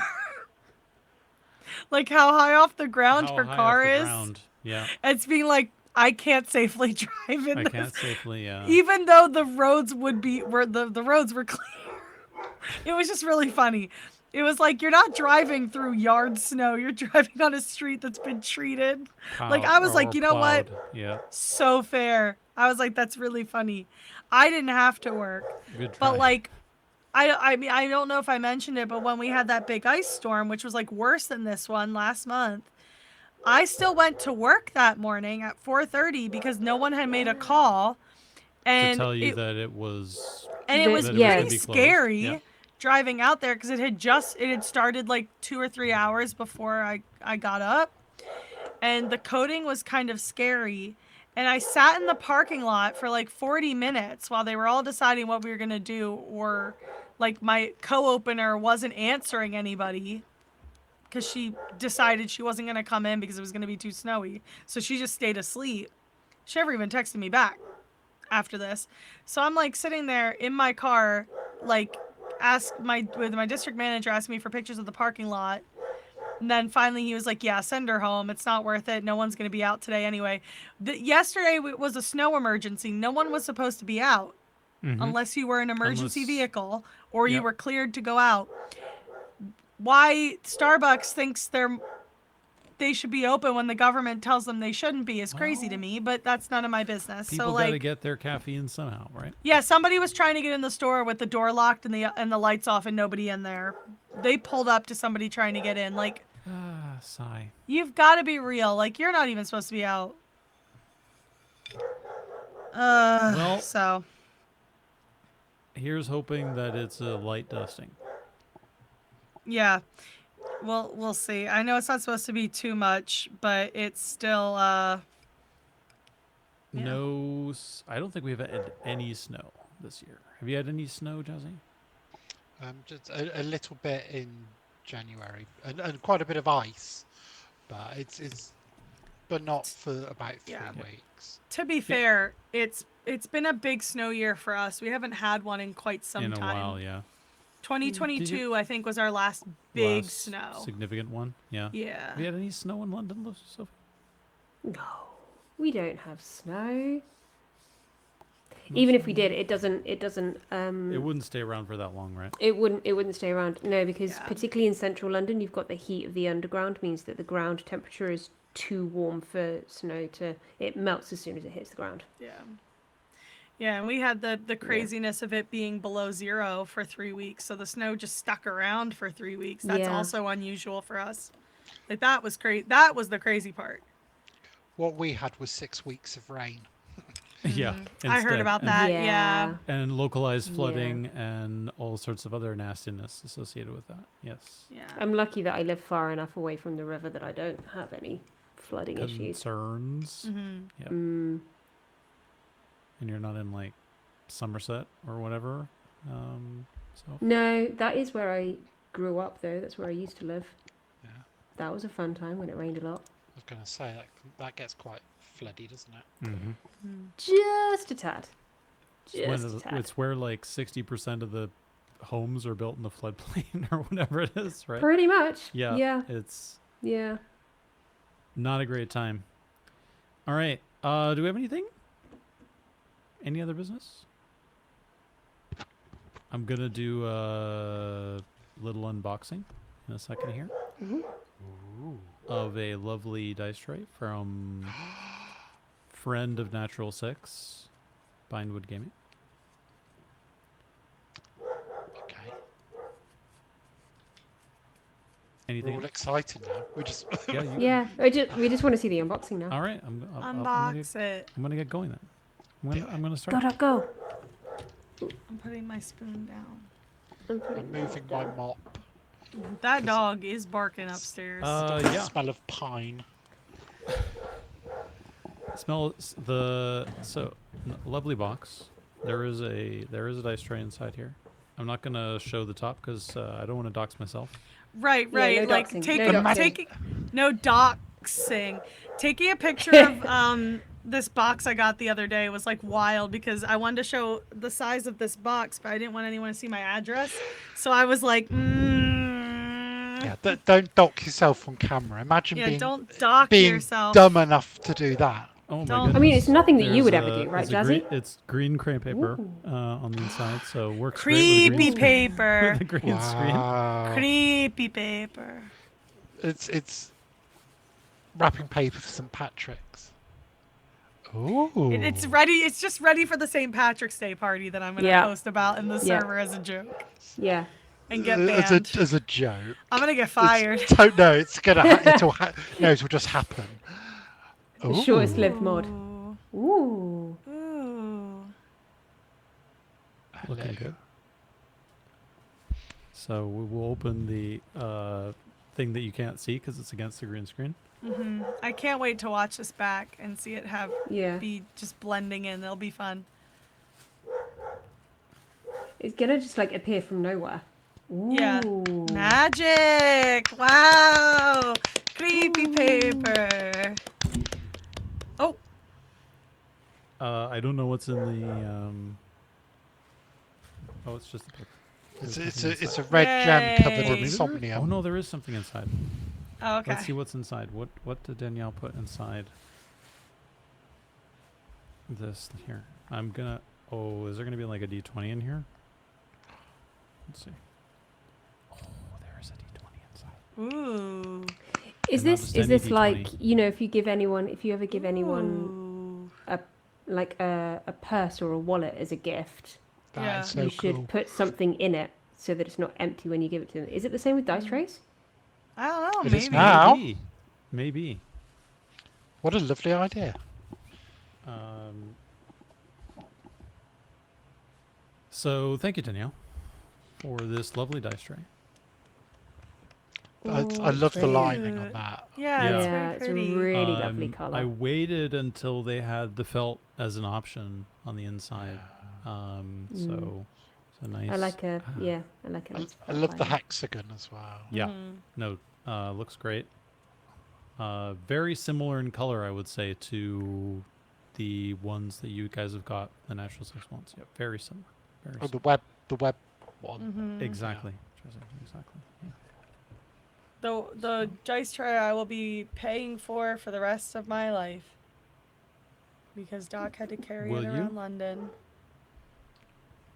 I don't think so. Yeah, You've because pa- you were you've- carrying you've- it around London. You carried it across the country. You've paid in full for this dice tray. I mean, like, not literally, In gratitude, metaphorically. in gratitude. Metaphorically. Is metaphor. Is metaphor. Metaphor. Well done. Well done. Is metaphor. All right. While we roly poly, we've got paragraphs of stuff from our good friend Yeah. Harry. Come on. Deck of many times Two dice. favorite moments, and in typical Harry fashion, they're a bit wild. Is it another of Harry's hot takes? A bit. Dolly's keep it scenes like in this 20 minutes. episode were great with the web, with Radian.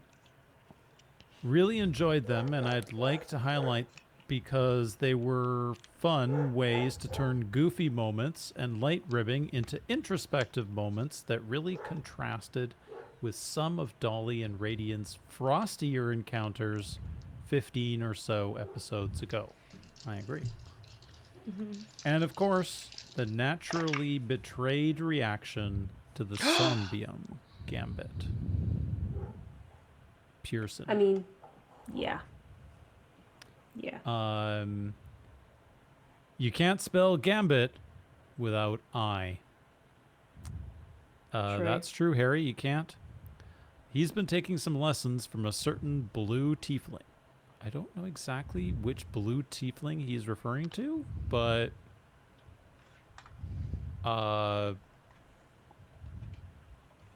I guess we'll find out. And actually pulling off that kind of move organically, and you can just get exactly what you need, feels so good, which we discussed, and I think we all agree. Yeah. That was a pretty cool moment. All right, let me roll here. Hopefully the new dice tray will treat me right. Oh, christening. No pressure, Bindwood Gaming, but Nope. Hopefully these dice trays are not cursed. Not bad. Are they just a little bit cursed? Wait, which dice did you use? It's not great, but The ones with the blight wiggling inside. yeah. Yeah, it might be the dice then. The Thornbear collection. Yeah. Thornbear collection, exactly. No, I got my liquid filled. Ooh. Yummy. Ones here. Pretty. Okay.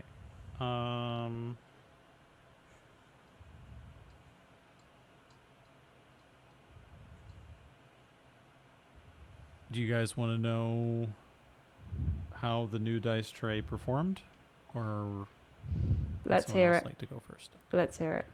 All right, we got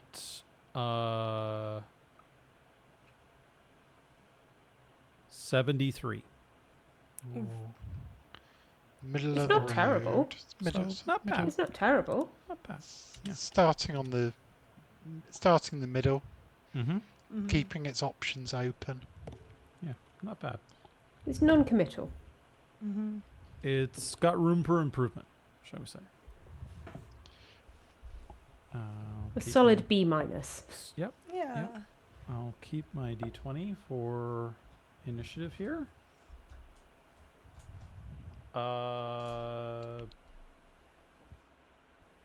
Jazzy, you look like you got a bit. You got a heater here. That percentile. I only got 48. Whoa. I got a 10 on the Ooh. percentile. So although the other dice were mostly pretty good, I mean, I got a 13 on the 20 and a 10 on the 12, but the damage was done. That percentile is just so powerful. Robbed you of that additional 90. So, yeah, 48. Yep. Out of a possible 50, right? So you got 38 out of a possible 50 for the other For the other ones. ones Yeah. Yeah. in the percentile. Yeah, because I got like a 7 on the 8 and a 5 on the 6. So the only other dice I rolled low on was the D4, which was a 1.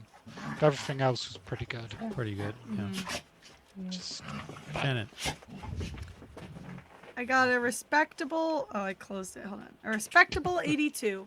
ooh. Good. Do the dogs get to roll their own dice? I don't know. They're fighting again. Playing. Only if they behave. Yeah, Only no, if they're they behave. playing, but it's like Daisy just keeps trying to grab his leg. Oh, And I don't know what that's supposed to do. She just came over, looked at me, and walked away. I don't. Okay. Last, but definitely not least, Sophie. 109. yeah, well done. Ooh. Yeah, Winner, a 70 winner, on the chicken dinner. percentile and a 14 on the D20, and I got a 12 on my D12. Oh, see, the D12 still the best dice. See, I really like the D8, even though that did do me a little bit dirty because I only got a 3. I just love the shape of the D12, of the D8. I just love it. I don't know why.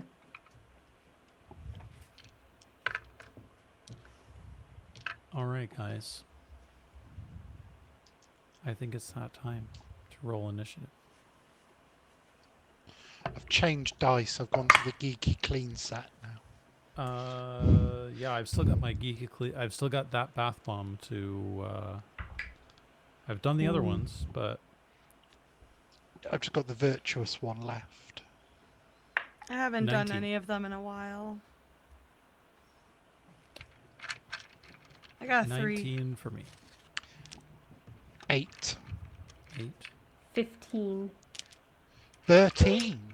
15. Sorry, misheard. Wishful thinking. Shannon. You wouldn't be the only one. I said 3. 3. 3. All right, you wanna go first, Jen? Sure. Shout out to these animals. They were doing so well this time. They were were. quiet They were doing for really so well. long. They were doing really well. They were doing really well, and then They Daisy really came were. down for attention, and she was still quiet, but like that's when it started to go downhill. So as always, shout out to them. Shout out in general to Team USA, like Alyssa Liu and Amber Glenn and poor Lindsey Vonn. Poor, sweet, innocent Lindsey Vonn, who now is stuck in Italy for the foreseeable future because she broke her legs so horribly. Yeah, shout out to them. Thanks for 2 weeks of joy, unity, and entertainment. And shout out to that guy, the really messy biathlete who like outed himself for cheating on his girlfriend in a post-game interview and then going on to win like 5 medals.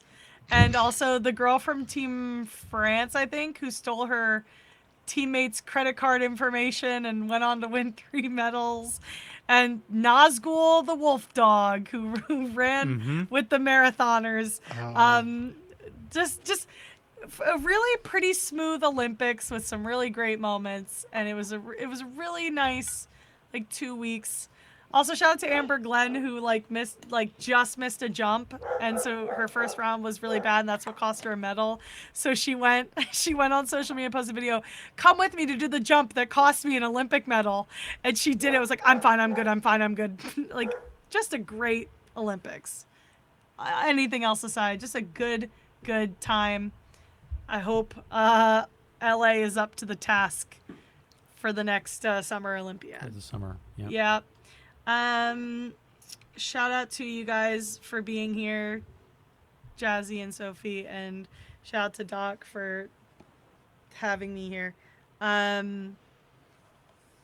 shout out to...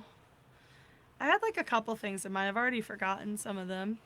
Shout out to my friends who played 14 with me to push Endwalker forward. Wow, that was crazy. I won't say what. Shout out to Holly, just cause you the best. Yeah, just in general too. Holly's always like hustling. Oh yes. Shout out to PennDOT for clearing them roads. They were beautiful this morning. Good work. Is there anything else? Shout out to Resident Evil 9, which drops this week. I pre-ordered it during the episode because I kept forgetting. It does. So I'm excited about that. And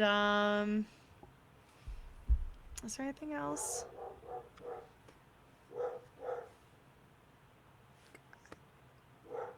I'm tired. It's all right. Shout out to caffeine. Yes. I wish I had more, but I Which can't you're have not any allowed more. to have right now. No. Yeah, big bummer. Jazzy, you're next. I rolled an 8, yes. First of all, shout out to the 3 of you for having me on just 2 episodes after I was last on, you crazy cats. Wow. But thank you muchly for putting up with my madness. Shout out to the Discord mods, so that's a double shout out for you, Shan. For looking after the Discord. As the community on Discord gets just that little bit bigger and bigger, the work that you and the other mods do just gets that little bit more involved because you're dealing with a bigger community, a more engaged community as well. So big shout out to all of you. A bit like, your shout out to Holly as well. I included her in that. Yeah. Shout out to the weather. Tell her. Thank you, because it is really appreciated. Yeah. shout out to to the weather. Don't you I dare. have to shout out to the weather because it's the only way. It's the only way it will behave. We have to appease it. We have to make the sacrifices. You just need to stop doing those rain dances, Jazzy. Yeah. I thought thought it we was the already snow sacrificed dances. the state of New Jersey. I thought we already did the sacrifice. That was for the gold medal, though. That was Oh, for the right. gold medal. That was for the medals. gold Yeah. medal. That was for Yeah. the medals and the pork rolls. Yeah. Yeah. Shout out to the weather. Shout out to the state of video gaming. May it improve. May it improve with all this weirdness amongst all of the main players. The fact that Nintendo are the most sane ones in the room at the minute is insane in itself. I mean, possibly rest in peace, Xbox. So Yeah. Quite possibly. And obviously PC gaming will be unaffordable forever because RAM and CPU and AI and whatnot. May the bubble burst. Computing as a service. Ugh. So, but shout out to those who are within that industry, who create with love and passion to create things that we all love and enjoy and talk about endlessly and play multiple times over and over. Shout out to that. Shout out to chocolate orange as a combination. I've always been a fan of chocolate orange. I love that it's this year's Dubai chocolate. Who needs chocolate with weird crispy bits in when you can just have chocolate that you could pretend has vitamin C in it? I like crispy bits though. Yeah, I'm not even talking about Dubai chocolate, by the way. I'm talking about like crispy. Yeah. Just crispy bits and chocolate. But chocolate that costs £10 for miss me with that. Yeah. Yeah, that's like the size of a cream egg. Like no. But chocolate and orange together, wonderful combination. And a shout out to a cheesy one here. Shout out to all of you listening and watching. I hope you've enjoyed this podcast. I hope you'll be with us for the next one. Excellent. Thanks, Jazzy. Sophie. I don't know how I'm going to follow that. No, I mean, I would just echo what both Shan and Jazzy were saying about shout out to. I mean, everything that Holly does is incredible. Like, she has an incredible capacity to get things done, but also has an incredible capacity to care, and that is a rare thing to find in a human being. So, shout out to her, and we are incredibly lucky that she has the time and energy to look after us and the rest of the community in the way that she does. And the same goes for the mods as well, because as Jazzy said, as the community grows, it becomes a more challenging landscape to navigate, and I don't think it necessarily gets said enough about how appreciative those of us that are in that community are of the work that the mods do behind the scenes. Because you don't necessarily see all the work that gets done. You just see what happens at the end of the work. So I would just echo that. And shout out to indie gaming studios, to be honest. They're the real ones at the moment. I think, as Jazzy said, with everything that's going on in the gaming industry at the moment, particularly with the large conglomerates, I think indies are where it's at. They've always strived to create incredible work, and the more care and attention they get from the gaming community, I think the better. So support your indie studios. Get those early access if you can. Give the feedback, help them grow and improve, and before you know it, we could have the next Expedition 33 on our hands as a result of the love and support that they get from the gaming community. So don't be a hater, be a lover. So all of those that are out there and that aren't haters for the sake of being haters, appreciate you as well. Yeah. And you guys, you keep having me back. I don't know why, but I appreciate you for it. So, thanks for letting me natter. Tell you what I won't shout out, though, is my internet company. Certain Fair. ISPs who shall remain nameless. Mm-hmm. Fair. Mm-hmm. Understandable. So shout out to internet companies that actually provide internet. Mine, unfortunately, is not one of them. But yeah, that's about me. Excellent. At least not consistently, anyway. I think it's lovely, by the way, Shan, that your dogs are contributing to the shouting out. Yeah, They're they are certainly shouting out. Shouting in. Shout out to Shannon's dogs. Listen, she's part Rhodesian Ridgeback, and apparently they are known for being vocal. Yeah, some dogs are just chatty. I don't even know who she's yelling at 'cause she's not down here yelling it. She's just yelling into the void. The listeners. The listeners. We never said that they were smart. No. Oh, absolutely no, they are not. Yeah. No, we did not. Point proven. Thank you guys for being here for episode 27. Long may it continue. As long as we have a good time doing this. And as we were talking about earlier, doubling down on what Sophie was saying about indie studios. Hey, those studios that are making things that are different, even if they are part of one of the big boys, you guys are loved by the community who play your games. So continue doing what you're doing, even if you have to find another place to do it or find a different way of doing it. Please continue, because we love playing the stuff that you guys come up with. And I think that's it from me. Thanks to everybody who's listening. Maybe we'll get another Jazzy record episode on views. I think we're back to 70 subscribers now. Yay. Did we lose subscribers? We lost one and then we gained 2, I think. So yeah, we're now up to 70, which is a new high. Yeah, I think that's it for me.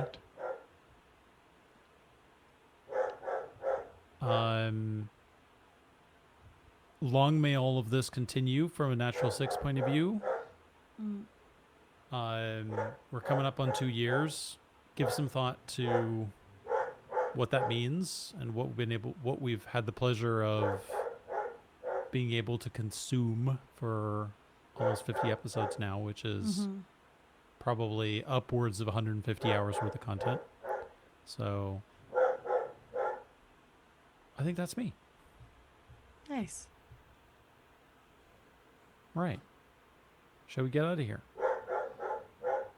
Rough. Yeah.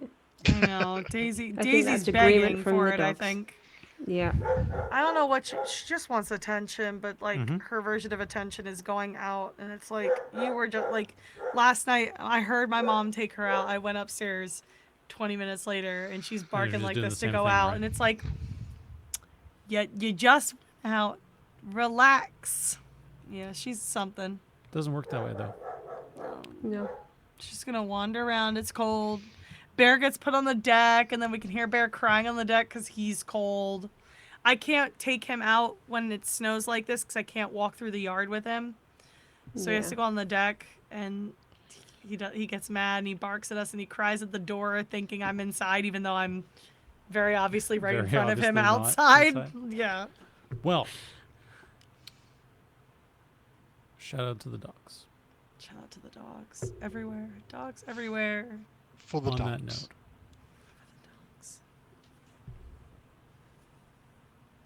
note. No. Bye. Bye.